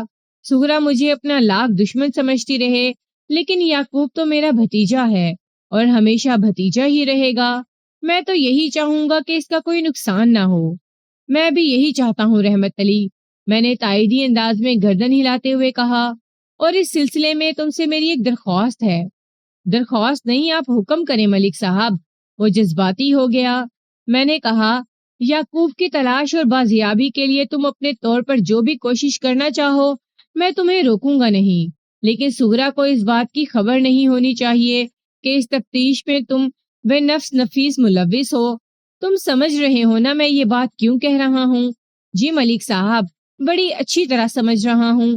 وہ اس بات میں گردن ہلاتے ہوئے بولا، وہ مجھے پسند نہیں کرتی۔ جب اسے پتا چلے گا کہ یعقوب کی تلاش کے سلسلے میں آپ کے ساتھ کسی قسم کا تعاون کر رہا ہوں تو وہ ہتھے سے اکھڑ جائے گی۔ ہاں بالکل یہی بات ہے، میں نے تائیدی انداز میں گردن ہلائی۔ تم در پردہ رہ کر کام کرو گے اور اپنی کوشش کی رپورٹ پہنچاتے رہو گے، آپ بھی مجھ سے کچھ نہیں چھپائیں گے۔ وہ اپنائیت سے بولا، اس سلسلے میں جو بھی پیش رفت ہوگی اس سے مجھے آگاہ کرتے رہیں گے۔ ٹھیک ہے، میں نے 2 لفظی جواب پر اکتفا کیا۔ لگ بھگ 4 بجے سپہر ہم واپس تھانے پہنچ گئے۔ سورج غروب ہونے سے تھوڑی دیر پہلے میں سغرا سے ملنے اس کے گھر چلا گیا۔ آج کا پورا دن بہت بھاگ دوڑ بلکہ شدید نوعیت کی مشقت میں گزرا تھا۔ کام تو ہم روز ہی کرتے تھے اور ظاہر ہے اس کام سے تھکاوٹ بھی ہوتی تھی، لیکن آخر میں انسان کو اس کا مقصد حاصل ہو جائے تو پھر ساری تھکن راحت میں بدل جاتی ہے۔ میرے ساتھ چونکہ ایسا نہیں ہوا تھا، لہٰذا دن بھر کی تھکان نے اعصاب اور حواس پر ایک عجیب سی اکتاہٹ اور بیزاری طاری کر دی تھی۔ یہ تو میرے جی جان کی کیفیت تھی۔ اس ماں کے دل پر کیا گزر رہی تھی جس کا جوان جہان بیٹا پچھلے 2 دن سے لاپتہ تھا؟ بس یہی سوچ کر میں سغرا سے ملنے چلا آیا۔ یہاں آ کر پتا چلا کہ کمال پور سے کبرا اور عمران بھی آئے ہوئے ہیں۔ عمران کبرا کا بڑا بیٹا تھا جس کی عمر کم و بیش 10 سال تھی۔ وہ اس وقت باہر گلی میں دوسرے بچوں کے ساتھ کھیل رہا تھا۔ یہ لوگ کوئی 1 گھنٹہ پہلے کمال پور سے شرف آباد پہنچے تھے۔ کبرا کو اپنی بہن کے ساتھ ہونے والے داماد کی بھی فکر کھائی جا رہی تھی، لہٰذا وہ اپنے بیٹے کو لے کر ادھر ہی آ گئی تھی۔ میں گھر کے اندر پہنچا تو جان محمد، سغرا اور کبرا کی یاسیت بھری سوالیہ نگاہوں نے مجھے گھیر لیا۔ ان کے اضطراری استفسارات کے جواب میں نے نہایت ہی مختصر اور جامع الفاظ میں انہیں تازہ ترین صورتحال سے آگاہ کر دیا۔ دنیا کا سب سے مشکل کام یہی ہوتا ہے کہ کسی کی بندھی ہوئی امید کو توڑ دیا جائے۔ ان کے چہرے اتر گئے اور وہاں پر گہرے رنج و الم کی گھٹاؤں نے ڈیرا جما لیا۔ میں نے سغرا کو مخاطب کرتے ہوئے ہمدردی بھرے لہجے میں کہا، دیکھو بی بی، تمہارے بیٹے کے ساتھ جنگل میں کیا واقعہ پیش آیا ہوگا، ابھی اس کے بارے میں حتمی طور پر کچھ نہیں کہا جا سکتا، لیکن مجھے امید ہے کہ بہت جلد اس کا سراغ لگا لوں گا۔ لمحاتی توقف کر کے میں نے ان الفاظ میں اضافہ کر دیا، میں تمہارے دکھ درد میں برابر کا شریک ہوں۔ میں اور میرے تھانے کا پورا عملہ یعقوب کی تلاش کے سلسلے میں مصروف ہے، لیکن اس مقصد میں کامیابی حاصل کرنے کے لیے مجھے تمہارے بھرپور تعاون کی بھی ضرورت ہے۔ جی، وہ روحانسی ہو گئی، آپ مجھ سے کس قسم کا تعاون چاہتے ہیں؟ میں تمہاری مدد سے اس شخص تک پہنچنا چاہتا ہوں جو کسی بھی حوالے سے اپنے دل میں یعقوب کے لیے دشمنی کے جذبات رکھتا ہو۔ میں نے ٹھہرے ہوئے لہجے میں کہا، دیکھیں جی، دلوں کے حال تو صرف خدا ہی جانتا ہے۔ وہ دوپٹے کے پلو سے اپنی آنکھیں خشک کرتے ہوئے بولی، میں تو یعقوب کے کسی دشمن کو نہیں جانتی، وہ تو سب کے ساتھ بنا کر رکھنے والا بچہ تھا۔ یعقوب کے گھوڑے کو جس بے دردی سے موت کے گھاٹ اتارا گیا ہے وہ کسی ظالم اور سفاک شخص کا کارنامہ دکھائی دیتا ہے، اور ایسا کام کوئی دشمن ہی کر سکتا ہے۔ میں نے سمجھانے والے انداز میں کہا، لہٰذا جب تک مجھے یہ پتہ نہ چلے کہ یعقوب کس کی آنکھ میں کھٹکتا تھا، میں تفتیش کی گاڑی کو مؤثر انداز میں آگے نہیں بڑھا سکتا۔ تھانے دار جی، یہ کام راہزنوں اور ڈاکوؤں وغیرہ کا بھی تو ہو سکتا ہے، جان محمد نے تشویش بھرے انداز میں کہا۔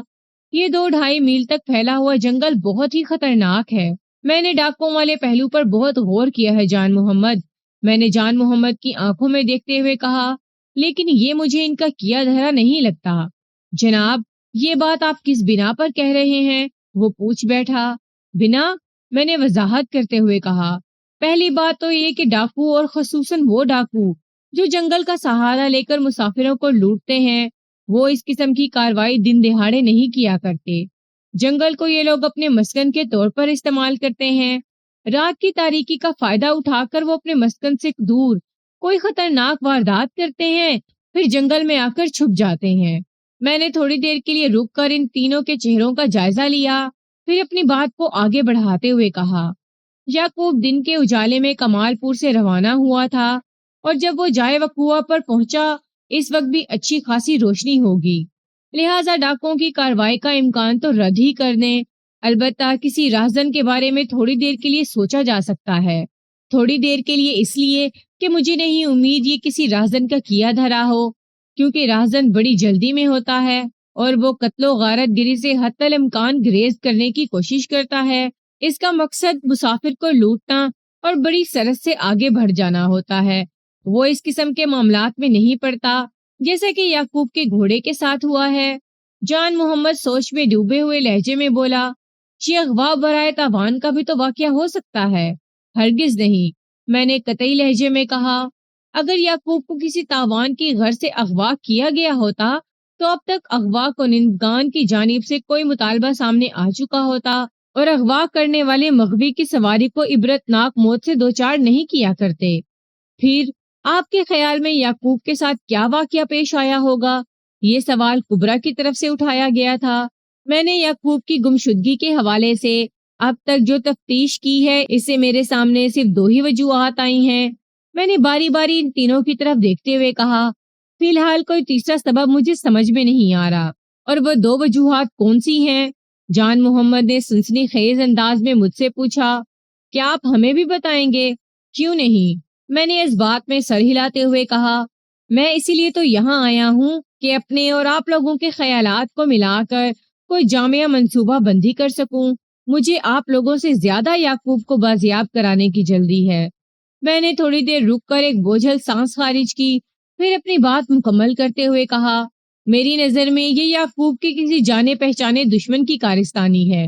وہ کمال پور ہی سے اس کے تعاقب میں تھا، اور یہ بھی ہو سکتا ہے وہ شرف آباد سے اس کے پیچھے گیا ہو، اسے راستے میں وار کرنے کا موقع نہ ملا ہو، لہٰذا اس نے واپسی پر اپنا کام دکھا دیا۔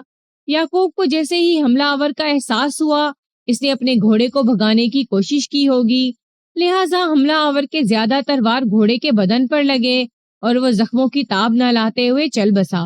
اب یہاں سوال یہ پیدا ہوتا ہے کہ یعقوب کہاں چلا گیا؟ میں نے آج جنگل کا چپا چپا اور کونا کونا چھان مارا ہے، زندہ یا زخمی یا مردہ یعقوب کے آثار کہیں دکھائی نہیں دیے۔ اس راز سے وہ شخص ہی پردہ اٹھا سکتا ہے جس نے گھوڑے کو اذیت ناک موت مرنے پر مجبور کر دیا تھا۔ وہی دراصل یعقوب کا دشمن ہے جس کی مجھے تلاش ہے۔ اور دوسری وجہ؟ میرے خاموش ہونے پر جان محمد نے سوال کیا۔ دوسری وجہ خود یعقوب ہی ہو سکتا ہے، میں نے جواب دیا۔ جی کیا مطلب؟ سغرا الجھن زدہ نظر سے مجھے دیکھنے لگی۔ یہ بھی ممکن ہے کہ یعقوب کسی لڑکی کو یہاں سے بھگا لے گیا ہو، میں نے گہری سنجیدگی سے کہا۔ گھوڑے کو موت کے گھاٹ اتار کر اس نے اغوا وغیرہ کا ڈرامہ رچایا ہو۔ یہ لڑکی شرف آباد کی رہنے والی بھی ہو سکتی ہے اور کمال پور کی بھی۔ آپ لوگوں کا اس بارے میں کیا خیال ہے؟ سوال ہی پیدا نہیں ہوتا تھانے دار صاحب، سغرا بڑے وثوق سے بولی۔ اگر اس کا کسی لڑکی کے ساتھ کوئی چکر ہوتا تو مجھ سے چھپ نہیں سکتا تھا، اور پھر اس کی تو منگنی بھی ہو چکی ہے۔ ہر ماں کا اپنی اولاد کے بارے میں یہی دعویٰ ہوتا ہے کہ وہ ان کے چھوٹے سے چھوٹے معاملے کی بھی خبر رکھتی ہے۔ انہی خیالات کا اظہار سغرا بی بی نے بھی کیا تھا۔ میں اس کے دعوے کو چیلنج کر کے بحث کا کوئی نیا دروازہ نہیں کھول سکتا تھا، لہٰذا کبرا کی طرف دیکھتے ہوئے پوچھا، یعقوب کی ادھر کمال پور میں تو کسی سے دشمنی وغیرہ نہیں تھی؟ نہیں جی، وہ تو کسی سے گھلتا ملتا ہی نہیں تھا، کبرا نے جواب دیا۔ یعقوب اپنے کام سے کام رکھنے والا بچہ تھا۔ ایک فوری خیال کے تحت میں نے جان محمد سے پوچھ لیا، ایک بڑا نازک اور ذاتی نوعیت کا سوال ہے، لیکن آپ لوگوں کو اس کا بہت سوچ سمجھ کر جواب دینا ہوگا۔ جی پوچھیں، وہ گہری سنجیدگی سے بولا۔ ہم سب یعقوب کی بازیابی کے لیے سخت پریشان ہیں۔ آپ ہم سے جو بھی سوال کریں گے ہم اس کا بالکل درست جواب دیں گے۔ میں نے یکے بعد دیگرے جان محمد اور کبرا کی طرف دیکھا، پھر سوال کیا، کیا سلمہ اور یعقوب کی منگنی سے پہلے سلمہ کا کہیں اور سے بھی رشتہ آیا تھا؟ جی ہاں، سلمہ کے 3 رشتے آئے تھے، کبرا نے بتایا، لیکن میں چونکہ سغرا کو زبان دے چکی تھی اس لیے ہم نے ان سب کو صاف انکار کر دیا۔ کیا ان لوگوں کا تعلق کمال پور ہی سے تھا؟ جی ہاں، کبرا نے اس بات میں گردن ہلائی۔ مجھے ان تینوں کے نام اور گھر کے پتے نوٹ کروا دو، میں اپنی جیب سے پاکٹ ڈائری اور قلم برآمد کرتے ہوئے کہا۔ اس دوران میں جان محمد خاموش بیٹھا بڑی گہری نظر سے میرا جائزہ لیتا رہا تھا۔ کبرا نے ایک ہی سانس میں مجھے ان لڑکوں کے نام اور پتے لکھوا دیے جن کے رشتے ان کی بیٹی سلمہ کے لیے آئے تھے۔ ان لڑکوں کے نام علل ترتیب کچھ اس طرح تھے، ساجد علی، امیر خان اور پرویز احمد۔ رشتے ٹکرائے جانے پر ان لوگوں میں سے کسی نے کوئی احتجاج وغیرہ بھی کیا تھا؟ میں نے ٹٹولنے والے لہجے میں پوچھا۔ اپنی برہمی یا ناراضگی وغیرہ کا اظہار کیا ہو؟ ساجد علی اور پرویز احمد نے تو ہمارے انکار کو بالکل عام انداز میں لیا تھا، کبرا نے جواب دیا، لیکن امیر خان اور اس کے گھر والوں کو ہمارا منع کرنا بہت برا لگا تھا۔ اسی روز سے انہوں نے ہم سے بول چال اور ملنا جلنا بھی بند کر دیا ہے۔ امیر خان، میں نے زیر لب دہرایا، پھر ڈائری میں درج اس نام پر دائرہ لگا دیا۔ جان محمد سرسراتی ہوئی آواز میں بولا، تھانے دار صاحب، میں سمجھ سکتا ہوں کہ آپ سلمہ کے مسترد کیے جانے والے رشتوں کے بارے میں اتنا کرید کر کیوں پوچھ رہے ہیں؟ آپ کے ذہن میں یہ بات ہے کہ ممکن ہے انہی میں سے کسی نے حاسدانہ جذبات سے مغلوب ہو کر یعقوب کو نقصان پہنچایا ہو؟ یہ ناممکن تو نہیں ہے۔ میں نے سوالیہ نظر سے جان محمد کی طرف دیکھا۔ مجھے تو ہر وہ راہ اختیار کرنا ہے جو کسی بھی زاویے سے اصل مجرم تک پہنچا دے، اور مجھے یقین ہے آپ لوگ بھی یہی چاہتے ہیں۔ آپ ٹھیک کہہ رہے ہیں ملک صاحب، بے شک ہم بھی یہی چاہتے ہیں۔ جان محمد نے اس بات میں گردن ہلاتے ہوئے کہا، آپ جیسے مناسب سمجھتے ہیں ضرور تفتیش کریں۔ ویسے میرا ذاتی خیال یہ ہے کہ ادھر کمال پور سے کسی نے یعقوب کو نقصان پہنچانے کی کوشش نہیں کی ہوگی۔ میں نے جان محمد کی بات سنی اور اس کے خاموش ہونے پر سغرا کی جانب متوجہ ہوتے ہوئے کہا، تو تم یعقوب کے کسی دشمن کو نہیں جانتی ہو؟ جی ہاں، جو حقیقت ہے وہ میں نے آپ کو بتا دی ہے۔ ٹھیک ہے، میں نے سرسری انداز میں کہا، دشمن نہیں تو یعقوب کے چند ایسے دوستوں ہی کے نام بتا دو جن کے ساتھ اس کا زیادہ اٹھنا بیٹھنا تھا۔ ان میں سے ایک کا نام تو نور شاہ ہے اور دوسرے کا نام ہے حنیف خان۔ اس نے بتایا، یعقوب کی زیادہ میل ملاقات انہی دو لڑکوں سے تھی۔ کیا حنیف خان اور نور شاہ اس حقیقت سے واقف ہیں کہ یعقوب پچھلے 2 دن سے غائب ہے؟ میں نے سغرا سے سوال کیا۔ جی، اس نے اس بات میں جواب دیا۔ یہ دونوں بھی یعقوب کی گمشدگی کی وجہ سے سخت پریشان ہیں۔ میں نے پرسوچ انداز میں ہنکارا بھرا، پھر کہا، ٹھیک ہے، میں ان کو تھانے بلا کر ضرور پوچھ گچھ کروں گا۔ کیا یہ بھی اسی محلے میں رہتے ہیں؟ سغرا نے مجھے ان گھروں کے بارے میں تفصیلاً بتا دیا۔ میں ضروری معلومات کو اپنی ڈائری میں درج کرنے کے بعد نہایت ہی ٹھہرے ہوئے لہجے میں کہا، سغرا، میں تم سے تنہائی میں چند باتیں کرنا چاہتا ہوں۔ میرے الفاظ سے ٹپکتی سنجیدگی بلکہ سنگینی کو محسوس کر کے کبرا اور جان محمد نے معنی خیز نظروں سے ایک دوسرے کو دیکھا۔ پھر سغرا کی سمت دیکھتے ہوئے جان محمد نے کہا، سغرا، ہم دوسرے کمرے میں جا رہے ہیں، تم اطمینان سے بیٹھ کر تھانے دار صاحب کی بات سن لو۔ پھر ایک لمحہ ضائع کیے بغیر وہ میاں بیوی خاموشی سے اٹھے اور کمرے سے باہر چلے گئے۔ تنہائی میسر آتے ہی میں نے سغرا سے پوچھ لیا، یہ تمہارے جیٹھ رحمت علی کا کیا معاملہ ہے؟ کیوں؟ وہ چونک کر مجھے دیکھنے لگی۔ کیا اس نے میرے بارے میں کوئی بکواس کی ہے؟ میں نے سغرا کو یہ بتانا ضروری نہ سمجھا کہ یعقوب کی تلاش میں رحمت علی کو دن بھر میں نے اپنے ساتھ رکھا تھا۔ یہ جان کر خواہ اس کا پارا چڑھ جاتا۔ یہ بات میں نے اچھی طرح جان لی تھی کہ سغرا رحمت علی کے لیے اپنے دل میں نفرت کے جذبات رکھتی تھی۔ میں نے اس کے سوال کے جواب میں کہا، میں نہیں جانتا اس نے بکواس کی ہے یا حقیقت بیانی سے کام لیا ہے۔ جب میں نے اس سے پوچھا کہ اس کی بھابھی یعنی تم اس سے اس قدر خفا کیوں ہو، تو اس نے مجھے اس چپکلش کا خاندانی پس منظر بتا دیا۔ مجھے ان باتوں سے تو غرض نہیں کہ تم لوگوں کے بیچ کس نوعیت کے تنازعات رہے ہیں، لیکن ایک امر کی تصدیق میں ضروری سمجھتا ہوں، اس لیے میں نے تم سے تنہائی میں بات کرنے کا فیصلہ کیا ہے، کیونکہ اس معاملے کا تعلق براہ راست تمہاری ذات سے ہے۔ اس کی پریشانی پہ الجھن کی لکیریں پھیل گئیں۔ متعامل لہجے میں بولی، ایسا کون سا معاملہ ہے تھانے دار صاحب؟ رحمت علی نے مجھے بتایا ہے کہ تم نے اس پر کوئی گھناؤنا الزام لگایا تھا۔ الزام نہیں، حقیقت کہیں تھانے دار صاحب، وہ تلخ انداز میں بولی۔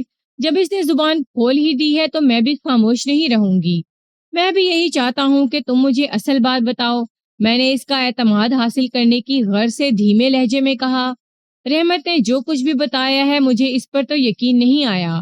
بھلا تم ایسا کیوں کرو گی؟ یہ تو تمہاری بدنامی کا سبب بھی تھا۔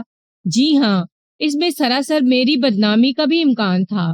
وہ اس بات میں گردن ہلاتے ہوئے بولی، لیکن چونکہ وہ ایک کھلا سچ تھا اس لیے میں نے کسی بھی بات کی پرواہ نہیں کی۔ آخر ہوا کیا تھا سغرا؟ میں نے ہمدردی بھرے لہجے میں پوچھا۔ یہ برکت علی کے انتقال کے کچھ عرصے بعد کی بات ہے، وہ خوابناک انداز میں مجھے بتانے لگی۔ ایک رات رحمت علی میرے دروازے پر آیا۔ آئندہ آدھے گھنٹے میں سغرا نے مجھے اس افسوسناک واقعے کی جس تفصیل سے آگاہ کیا، میں اس میں سے غیر ضروری باتوں کو حذف کر کے خلاصہ آپ کی خدمت میں پیش کرتا ہوں۔ اس رات سغرا گھر پر اکیلی تھی۔ یعقوب کی عمر اس وقت محض 8 سال تھی اور وہ اپنے خالو جان محمد کے ساتھ کمال پور گیا ہوا تھا۔ اسے 1 ہفتہ وہاں رہ کر واپس آنا تھا۔ سغرا کا شرف آباد میں رکنا اس لیے بھی ضروری تھا کہ ان دنوں فصل کی کٹائی کا سیزن چل رہا تھا۔ نصف شب سے تھوڑی دیر پہلے جب اس کے دروازے پر دستک ہوئی تو وہ چونک اٹھی۔ دروازہ کھولنے سے پہلے اس نے پوچھنا ضروری سمجھا، کون ہے؟ میں ہوں بھابھی رحمت علی، باہر سے آواز آئی۔ سغرا نے اپنے جیٹھ کی آواز کو فوراً پہچان لیا اور قدرے سخت لہجے میں پوچھا، یہاں کیوں آئے ہو رحمت علی؟ سغرا، میں تم سے چند ضروری باتیں کرنے آیا ہوں، رحمت نے ندامت امیز انداز میں کہا۔ میں اپنے اب تک کے رویوں پر سخت شرمندہ ہوں۔ یوں سمجھو کہ میں تم سے معافی مانگنے آیا ہوں۔ دروازہ کھول دو، میں نہیں چاہتا کہ کوئی مجھے تمہارے دروازے کے سامنے کھڑا دیکھے۔ سغرا کے جی میں پتہ نہیں کیا آئی کہ اس نے رحمت علی کے لیے اپنے گھر کا دروازہ کھول دیا۔ تھوڑی دیر کے بعد وہ دونوں سغرا کی بیٹھک میں ایک دوسرے کے آمنے سامنے بیٹھے ہوئے تھے۔ رحمت علی نے بڑی محبت سے پوچھا، بھابی، تمہیں برکت علی کے بغیر زندگی کیسی لگتی ہے؟ بہت ہی اداس اور ویران، سغرا نے جواب دیا۔ وہ شرمندہ سے انداز میں بولا، میں نے آج تک آپ لوگوں کے ساتھ جو بھی زیادتی کی ہے، میں اس کے لیے تہہ دل سے معافی مانگتا ہوں۔ اگر آپ میری درخواست مان لو گی تو میں وعدہ کرتا ہوں تمہارے ہر نقصان کی تلافی کر دوں گا۔ سغرا کو رحمت کا بدلا ہوا مہذب انداز بڑا عجیب سا محسوس ہو رہا تھا۔ بہرحال وہ گھر کے اندر لے آئی تو اس کی بات سننا بھی ضروری تھا کہ وہ پہلے والا رحمت ہرگز نظر نہیں آ رہا تھا۔ اس نے کھوجتی نظروں سے اپنے جیٹ کو دیکھا اور پوچھا، تم کس طرح ماضی کی زیادتیوں کی تلافی کرو گے؟ تمہارا خیال رکھ کر برکت کو زہریلے ناگ نے ڈس کر تم سے چھین لیا ہے تو کیا ہوا؟ میں ہوں نا، اگر تم چاہو تو میں تمہیں کبھی برکت کی کمی محسوس نہیں ہونے دوں گا۔ سغرا کو رحمت کی باتوں سے الجھن ہونے لگی۔ وہ بیزاری سے بولی، میری کچھ سمجھ میں نہیں آ رہا، تم کیا کہہ رہے ہو؟ میں تمہیں سمجھاتا ہوں۔ وہ اپنی جگہ سے اٹھا اور سغرا کے قریب آتے ہوئے بولا، اگر تم تعاون کرو تو ہم دونوں کی زندگی میں بہار آ سکتی ہے۔ تعاون؟ سغرا کی چھٹی حس نے اسے وارننگ دی کہ کوئی گڑبڑ ہے۔ تم کس قسم کے تعاون کی بات کر رہے ہو؟ اس نے تیز لہجے میں استفسار کیا۔ باہمی تعاون کی بات کر رہا ہوں سغرا، وہ ہونٹوں پر مخصوص مسکراہٹ سے جاتے ہوئے بولا۔ اگر تم راز کو راز رکھنے کا وعدہ کرو تو ہم اسی طرح رات کی تاریکی اور تنہائی میں ملتے رہیں گے، اس میں ہم دونوں کا ہی فائدہ ہے۔ سغرا کے ذہن میں خطرے کا الارم تو بج ہی چکا تھا، رہی سہی کسر رحمت کے الفاظ نے پوری کر دی۔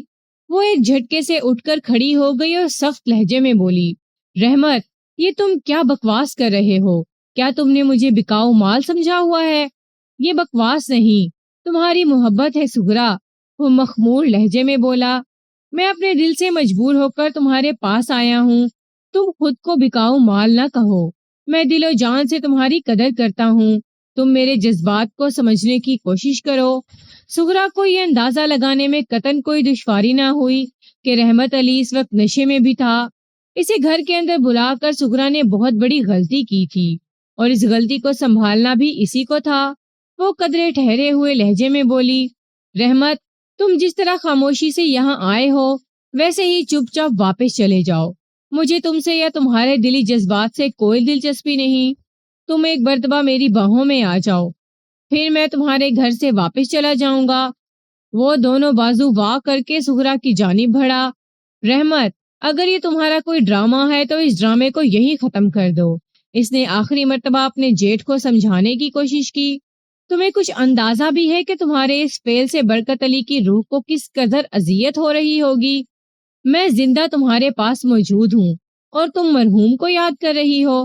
رحمت نے اس کی جانب پیش قدمی کرتے ہوئے کہا، میں بھائی کی روح کو خود جواب دے دوں گا، تم میری بات مان لو۔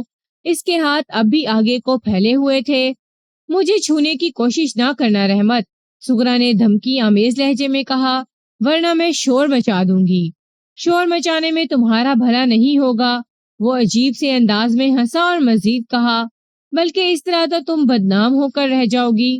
میں کیوں بدنام ہوں گی؟ سغرا نے غصے کے عالم میں استفسار کیا۔ میرے شور مچانے پر تو لوگ جمع ہو جائیں گے، پھر تمہارے کالے کرتوت سب کے سامنے آ جائیں گے، وہ تم پر ہی تھوکیں گے۔ میں چیخ چیخ کر لوگوں کو بتاؤں گا کہ تم بلاتی ہو تو میں یہاں آتا ہوں۔ وہ بڑے مکروہ انداز میں مسکراتے ہوئے بولا، جب گاؤں والوں کو میری زبانی یہ پتا چلے گا کہ میں رات کی تاریکی میں پہلے بھی تمہارے پاس آتا رہا ہوں تو تم کسی شخص کو صورت دکھانے کے قابل نہیں رہو گی۔ تم اندازہ نہیں کر سکتی کہ تمہاری کس قدر رسوائی ہوگی۔ لوگ مجھ پر نہیں بلکہ تم پر تھو تھو کریں گے۔ جب چاروں طرف سے تم پر انگلیاں اٹھیں گی تو کس کس کا ہاتھ اور کس کس کی زبان کو روکو گی سغرا؟ اس رات سغرا نے انتہائی بہادری اور رحمت نے بے حد بزدلی کا ثبوت فراہم کیا تھا۔ سغرا نے مجھے بتایا کہ اپنے جیٹ کی نیت کھل جانے کے بعد اس نے ہر مصلحت اور احتیاط کو بالائے طاق رکھ کر چیخنے اور چلانے کا فیصلہ کر لیا تھا۔ اسے اس بات کی قطعاً کوئی پرواہ نہیں تھی کہ لوگ اس کے بارے میں کیا سوچتے ہیں۔ ان نازک اور سنگین لمحات میں پہلی ترجیح اپنی عزت کی حفاظت تھی، لیکن اس سے پہلے کہ وہ چیخنے کے لیے اپنی زبان اور حلق کو زحمت دیتی، رحمت نے جھپٹ کر اس کے منہ پر ہاتھ رکھ دیا تھا۔ پھر زغرا کے کان کے پاس اپنا منہ لے کر پسپائی اختیار کرنے والے انداز میں بولا، شور مچانے کی کوشش نہ کرنا، میں یہاں سے جا رہا ہوں۔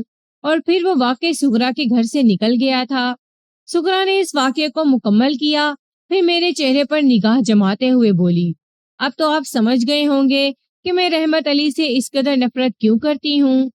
دونوں فریقین نے اپنی اپنی جگہ خود کو بے قصور اور پاک دامن ثابت کرنے کی کوشش کی تھی۔ میں اس بحث میں پڑھ کر اپنا قیمتی وقت برباد نہیں کرنا چاہتا تھا کہ ان میں سے سچا کون تھا اور جھوٹا کون۔ میں نے واقعی موجودہ معاملے سے براہ راست کوئی تعلق بھی نہیں رکھتا تھا۔ میں اس بحث میں پڑھ کر اپنا قیمتی وقت برباد نہیں کرنا چاہتا تھا کہ ان میں سے کون سچا تھا اور کون جھوٹا۔ میرے لیے یہی اطمینان کافی تھا کہ اس رات اپنی اپنی جگہ ان دونوں کی عزت محفوظ رہی تھی۔ لہٰذا سغرا کے استفسار کے جواب میں نے بڑے رسان سے کہہ دیا، بڑی اچھی طرح سمجھ گیا ہوں سغرا۔ میرے جواب کی مخفی توانائی نے اسے مطمئن کر دیا۔ اگلے روز میں نے 2 اہم کام کیے۔ میں نے اپنے تھانے کے عملے میں سے 2 افراد پر مشتمل 2 ٹیمیں بنائیں۔ سادہ لباس، ان ٹیموں کو میری ہدایات کی روشنی میں بڑی اہم معلومات اکٹھی کرنا تھیں۔ ایک ٹیم کو کمال پور جا کر امیر خان کی سرگرمیوں پر کڑی نگاہ رکھنا تھی۔ سلمہ کے لیے آنے والے جن 3 رشتوں کو صاف انکار کر دیا گیا تھا، ان میں سے ایک امیر خان بھی تھا۔ جان محمد اور کبرا کے بیان کے مطابق ساجد علی، پرویز احمد اور ان کے گھر والے تو انکار سن کر خاموش ہو بیٹھے تھے۔ تاہم امیر خان اور اس کے گھر والوں نے نہ صرف یہ کہ کافی شور مچایا تھا، بلکہ انہوں نے ان لوگوں کا سوشل بائیکاٹ بھی کر دیا تھا۔ اس تناظر میں امیر خان کے غصے کو نظر انداز نہیں کیا جا سکتا تھا۔ یعقوب ایک طرح سے اس کے نزدیک رقیب کا درجہ رکھتا تھا۔ امیر خان کے دل میں یعقوب کے لیے بے انتہا غم و غصہ بھرا ہوا تھا۔ اگر اسے ایسی کسی بات سے کوئی فرق نہیں پڑتا تو پھر اس معاملے پر اس کے گھر والوں کی جانب سے شدید نوعیت کی برہمی اور نفرت کا اظہار دیکھنے کو کیوں ملتا۔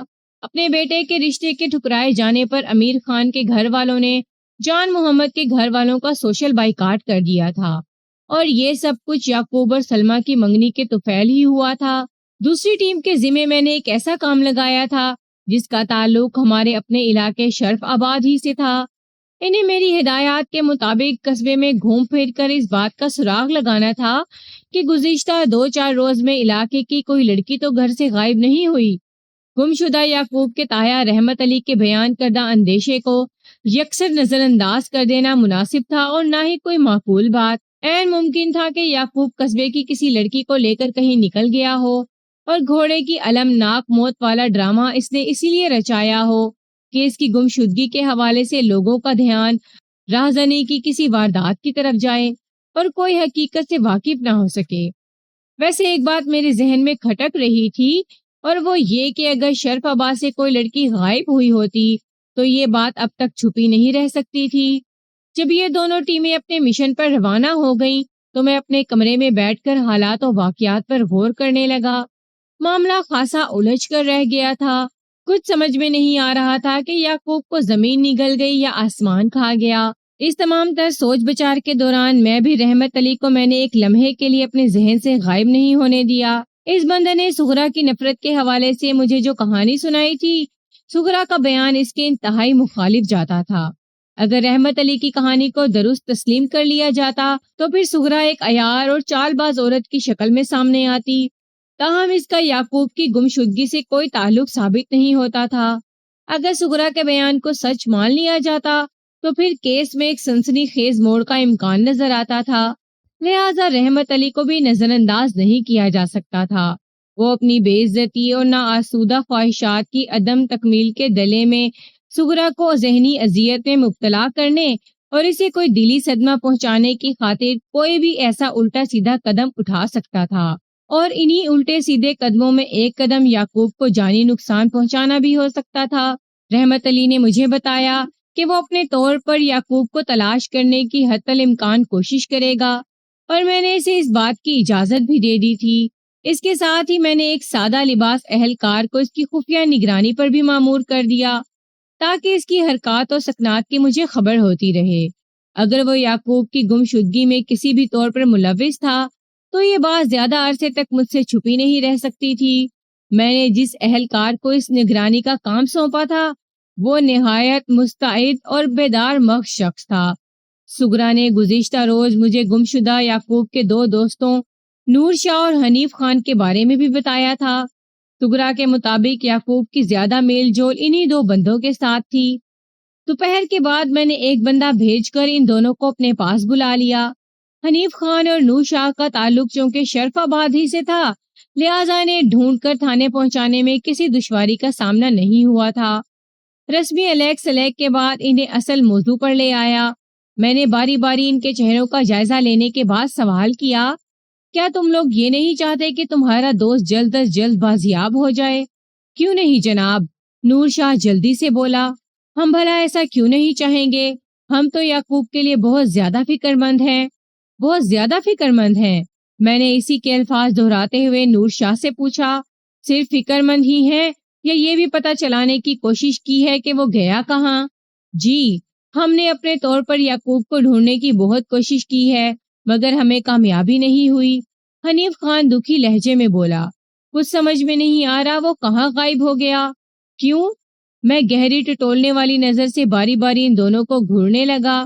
سغرا بی بی کے مطابق حنیف خان اور نور شاہ سے یعقوب کی گہری دوستی تھی، لہٰذا انہی کو سب سے زیادہ یعقوب کی خبر ہونا چاہیے تھی۔ شرف آباد میں کسی سے یعقوب کا زیادہ ملنا جلنا نہیں تھا۔ یہ بات بھی میرے ذہن میں تھی کہ بعض اوقات قریبی دوست ہی کام دکھا جاتے ہیں۔ وہ دونوں زیادہ دیر تک میری نظر کی تاب نہ لا سکے اور حنیف خان جلدی سے بولا، تھانے دار صاحب، انسان اسی حد تک جا سکتا ہے جہاں تک اس کی پہنچ ہوتی ہے۔ ہم نے یہاں یعقوب کی تلاش میں شرف آباد کا چپا چپا چھان مارا ہے۔ پچھلے 2-3 دن میں ہم سے جو ہو سکتا تھا وہ کر کے دیکھ لیا ہے، لیکن یعقوب ہمیں کہیں نہیں ملا۔ اس کے بعد تو ہم مجبور ہیں۔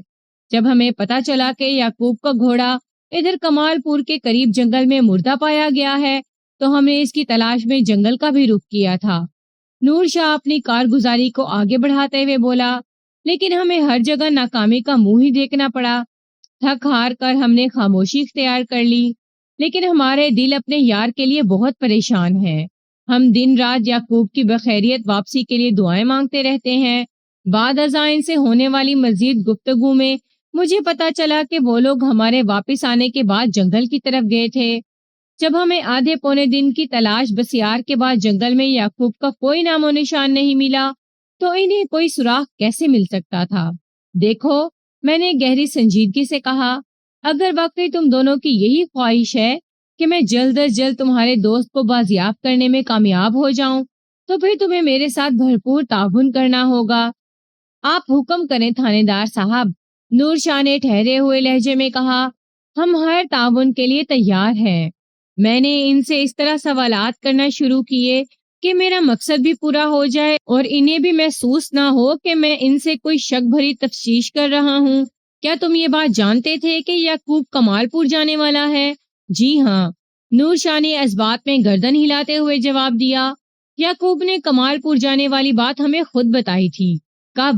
میں نے چونک کر ان کی طرف دیکھا، اس نے یہ بات تم لوگوں کو کب بتائی تھی؟ کمال پور جانے سے 1 دن پہلے، حنیف خان نے بتایا۔ رات کو ہماری ملاقات ہوئی تھی اور اگلی صبح وہ کمال پور روانہ ہو گیا تھا۔ میں سیدھا ہو کر بیٹھ گیا اور پوچھا، کیا اس نے تمہیں یہ بھی بتایا تھا کہ وہ کمال پور کیوں جا رہا ہے؟ جی، اس نے بتایا تھا کہ کسی ضروری کام سے اسے کمال پور جانا ہے۔ حنیف خان گردن کو اثباتی جنبش دیتے ہوئے بولا، اس کا کہنا تھا کہ وہ رات کو واپس شرف آباد آ جائے گا، مگر لمحاتی توقف کر کے اس نے ایک افسردہ سانس خارج کی، پھر اپنی بات مکمل کرتے ہوئے بولا، مگر وہ ابھی تک واپس نہیں آیا۔ میں نے سرے دست اس کی افسردگی کو نظر انداز کرتے ہوئے اضطراری لہجے میں دریافت کیا، کیا یعقوب نے ضروری کام کی وضاحت بھی کی تھی جس کی وجہ سے اسے کمال پور جانا پڑا تھا؟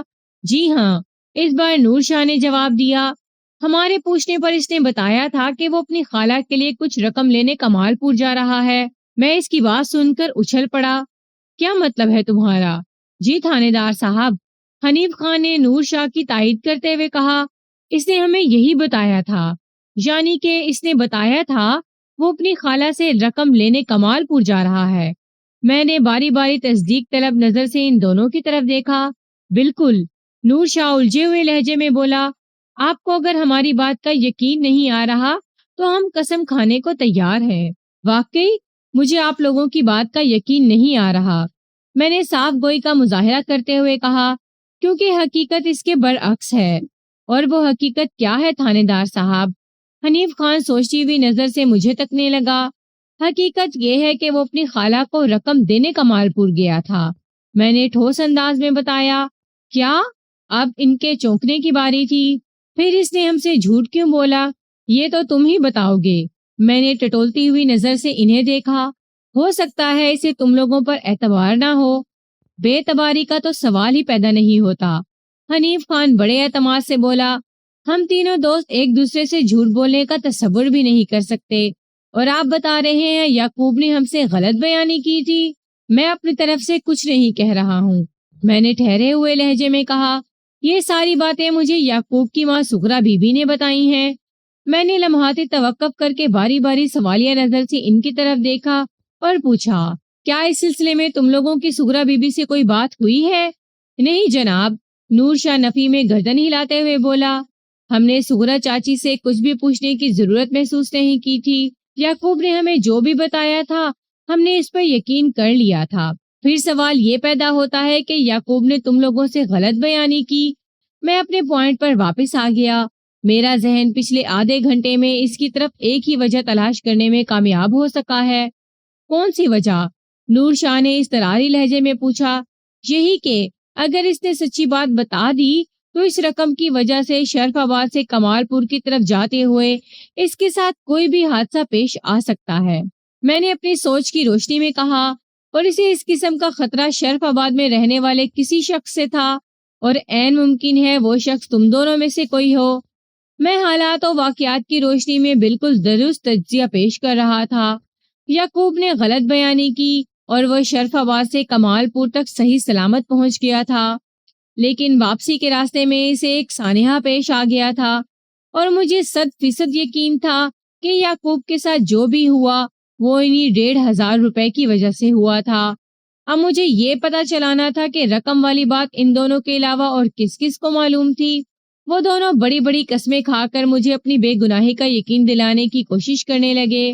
میں چند لمحات تک تو مختلف زاویوں سے ان سے کڑے سوال کرتا رہا، پھر میرے پیشہ ورانہ تجربے نے بتایا کہ وہ کسی قسم کی دروغ گوئی سے کام نہیں لے رہے، لہٰذا میں نے بھی اپنے انداز میں نرمی بھرتے ہوئے پوچھا، کیا تم لوگوں نے کسی اور سے بھی اس بات کا ذکر کیا تھا کہ یعقوب اپنی خالہ کبرا بی بی سے کوئی بھاری رقم لے کر آنے والا ہے؟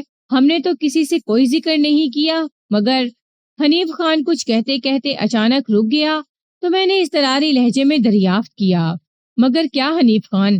مگر یہ بات ہمارے علاوہ بھی کسی کو پتا تھی، وہ معنی خیز انداز میں بولا۔ کس کو اور کیسے؟ میں نے چونک کر کہا۔ وہ جناب، بات دراصل یہ ہے، نور شاہ وضاحت کرتے ہوئے بولا، جب یعقوب ہمیں اپنے کمال پور جانے کے بارے میں بتا رہا تھا تو اس وقت نواجہ بھی ہمارے پاس ہی کھڑا نہیں تھا، بلکہ وہ اسی وقت آیا تھا جب یعقوب نے کمال پور جانے کی بات شروع کی تھی۔ حنیف خان نے نور شاہ کی بات میں اضافہ کرتے ہوئے کہا، جی ہاں۔ نور شاہ نے تائیدی انداز میں گردن ہلائی۔ حنیف خان بالکل ٹھیک کہہ رہا ہے، یعقوب نے کمال پور جانے کی بات شروع کی ہی تھی کہ نواجہ وہاں آ گیا تھا، تو اس کا مطلب ہے یعقوب نے نواجہ کو سنانے کے لیے وہ جھوٹ بولا تھا۔ میں نے سرسراتے لہجے میں کہا، ہو سکتا ہے جی یہی بات ہو۔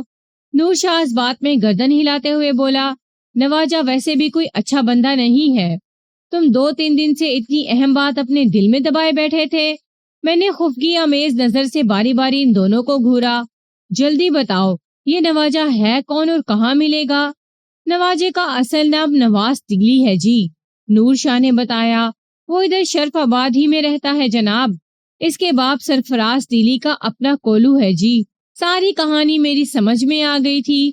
نواجہ کی آمد پر اگر یعقوب نے کمال پور جانے کے حوالے سے اپنے دوستوں سے غلط بیانی کی تھی تو اس سے یہی ظاہر ہوتا تھا کہ وہ نواجہ ہی سے بات کو چھپانا چاہتا تھا کہ وہ ایک بھاری رقم لے کر کمال پور جا رہا ہے۔ یقیناً اسے نواجہ کی طرف سے کوئی خطرہ لاحق تھا۔ ویسے ابھی تھوڑی دیر پہلے نور شاہ نے بھی یہی بتایا تھا کہ نواجہ کوئی اچھا بندہ نہیں ہے۔ نواجہ یعقوب کی گمشدگی اور اس کے گھوڑے کے حسرت ناک انجام والے معاملے میں ملوث تھا یا نہیں، اس امر کی تصدیق صرف دو افراد ہی کر سکتے تھے، نمبر 1 یعقوب اور نمبر 2 نواجہ۔ یعقوب تو پچھلے 3 دن سے غائب تھا، البتہ نواجہ بآسانی مجھے دستیاب ہو سکتا تھا۔ نوجوان کو ٹارگٹ بناتے ہوئے میں نے یعقوب کے دوستوں سے سوال کیا، تم لوگوں نے آخری مرتبہ نواجہ کو کب اور کہاں دیکھا تھا؟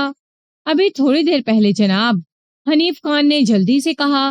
میں نے اسے کولو پر دیکھا تھا، وہ اپنے باپ کے ساتھ کام میں جتا ہوا تھا۔ نواز تیلی عرف نواجہ میری نظر میں مشکوک ہو گیا تھا، لہٰذا میں نے فوراً سے پیشتر اسے اپنے سامنے دیکھنا چاہتا تھا۔ اس سے کی جانے والی پوچھ تاچھ مجھے اس کیس کے منطقی انجام تک پہنچا سکتی تھی۔ میں نے 2 کانسٹیبلز کو اپنے ساتھ لیا اور حنیف خان اینڈ کمپنی کے ساتھ میں نواجہ کی طرف روانہ ہو گیا۔ 10 منٹ کے بعد ہم سرفراز تیلی کے کولو سے 100 قدم کی دوری پر تھے۔ نور شاہ نے کولو کی جانب اشارہ کرتے ہوئے سرسراتی آواز میں کہا، تھانے دار صاحب، وہ دیکھیں، جس بندے نے کالا کرتا پہنا ہوا ہے نا، وہی نواجہ ہے۔ اس کا باپ اس وقت کولو پر نظر نہیں آ رہا۔ میں نے ویسے بھی اس کے باپ کا اچار نہیں ڈالنا تھا، میرا ٹارگٹ صرف اور صرف نواجہ تھا اور وہ اس وقت میری نظر کے سامنے تھا۔ میں اپنے آدمی کے ساتھ تیزی سے کولو کی طرف بڑھنے لگا۔ پتہ نہیں نواجہ کی چھٹی حس تیز تھی یا بے خیالی میں اس نے گردن اٹھا کر ہماری جانب دیکھا تھا۔ ہم اس وقت یونیفارم میں تھے۔ 3 باوردی پولیس والوں کو اپنی جانب بڑھتے دیکھ کر وہ بری طرح چونک اٹھا۔ پھر اس نے بدحواسی میں ایک ایسی حرکت کی جس نے اس کے مجرم ہونے پر محض تصدیق ثبت کر دی۔ ہم پر نگاہ پڑتے ہی وہ سب کام چھوڑ چھاڑ کر ایک جانب کھیتوں کے سمت بھاگ اٹھا تھا، مگر میں کہاں اسے فرار ہونے کا موقع دینے والا تھا۔ 10 منٹ کے اندر ہی میں نے اپنے آدمیوں کی مدد سے گھیر گھار کر نواجہ کو ہتکڑی لگا دی۔ اس کار خیر میں نور شاہ اور حنیف خان نے بھی بڑھ چڑھ کر حصہ ڈالا تھا۔ نواز تیلی عرف نواجہ ایک کچا مجرم تھا۔ وہ 10-15 منٹ سے زیادہ تفتیش کے مختلف مراحل کا سامنا نہ کر سکا اور اس نے زبان کھول دی۔ اپنی بزدلی اور ناپختہ پن کا مظاہرہ تو وہ کولو پر ہمیں دیکھتے ہی کر چکا تھا۔ جب پولیس پر نگاہ پڑتے ہی اس نے راہ فرار اختیار کی تھی۔ ہمیں اس پر زیادہ محنت نہیں کرنا پڑی تھی اور اس نے یعقوب کے قتل کا اقرار کر لیا۔ واقعات کی تفصیل کے مطابق اس کے دل میں لالچ آ گیا تھا۔ جب اسے پتا چلا کہ یعقوب کمال پور سے ایک بھاری رقم لے کر آنے والا ہے تو اس نے اپنے پیٹی بھائی سخی محمد کے ساتھ مل کر یعقوب کو لوٹنے کا منصوبہ بنا ڈالا۔ سخی محمد بھی آوارہ اور بدقماش شخص تھا۔ دونوں تیز دھار کلہاڑیوں سے لیس ہو کر جنگل کے اس حصے میں پہنچ گئے جہاں سے یعقوب کو گزر کر شرف آباد کی طرف آنا تھا۔ انہوں نے اپنے چہروں کو ڈھاٹوں کے پیچھے چھپا رکھا تھا تاکہ یعقوب انہیں پہچان نہ سکے۔ انہوں نے واردات کے لیے جان بوجھ کر ایسی جگہ کا انتخاب کیا تھا جو کمال پور کے نزدیک تھی تاکہ اس واقعے کے حوالے سے شرف آباد کے کسی آدمی پر شک نہ آئے۔ مگر وہی بات کہ جب وقت ساتھ نہ دے تو بڑی سے بڑی پلاننگ خاک میں مل کر رہ جاتی ہے۔ نواجہ اور اس کے شریک جرم سخی محمد کے ساتھ بھی یہی ہوا تھا۔ نواجہ کی نشاندہی پر میں نے اسی راہ سخی محمد کو بھی گرفتار کر لیا۔ جب میرے شکنجے میں آنے کے بعد انہوں نے اپنے جرم کا اقرار کر لیا تھا تو یہ کیسے ممکن تھا کہ میں یعقوب کی لاش کا سراغ لگائے بغیر ان کی جان چھوڑ دیتا۔ انہوں نے مجھے بتایا کہ یعقوب سے مارکے کے دوران میں اس کا گھوڑا تو شدید زخمی ہوا ہی تھا، لیکن اس کے ساتھ یعقوب بھی جان کی بازی ہار گیا تھا۔ زخمی گھوڑے کو انہوں نے جنگل میں ہی چھوڑ دیا اور یعقوب کی لاش کو نہر کے اندرونی حصے میں گھڑا کھود کر دفن کر دیا۔ یہ ان کی ایک سنگین غلطی تھی۔ اگر وہ یعقوب کی لاش کو جنگل میں ہی چھوڑ دیتے تو شاید میری تفتیش شرف آباد کا رخ نہ کرتی۔ جب مردہ گھوڑے کے قریب یعقوب کی لاش پڑی ملتی تو یہ سمجھ کر صبر کر لیا جاتا کہ یعقوب راہزنوں کے ہتھے چڑھ گیا تھا۔ انہوں نے اسے لوٹنے کے بعد قتل کیا یا قتل کرنے کے بعد لوٹا اور جائے وقوع سے فرار ہو گئے۔ کوئی کچا مجرم ہو یا پکا، لیکن وہ کہیں نہ کہیں کوئی ایسی غلطی ضرور کرتا ہے جس سے اس کا یا اس کے جرم کا سراغ لگانے میں بہت مدد ملتی ہے۔ اس معاملے میں بھی یہی ہوا تھا۔ انسان چاہے جتنی بھی مضبوط پلاننگ کر لے مگر اوپر بھی کوئی بیٹھا ہے۔ قدرت اپنے انداز میں مصروف عمل رہتی ہے، اور سیدھی بات یہ کہ قدرت اپنے انداز میں مصروف عمل رہتی ہے۔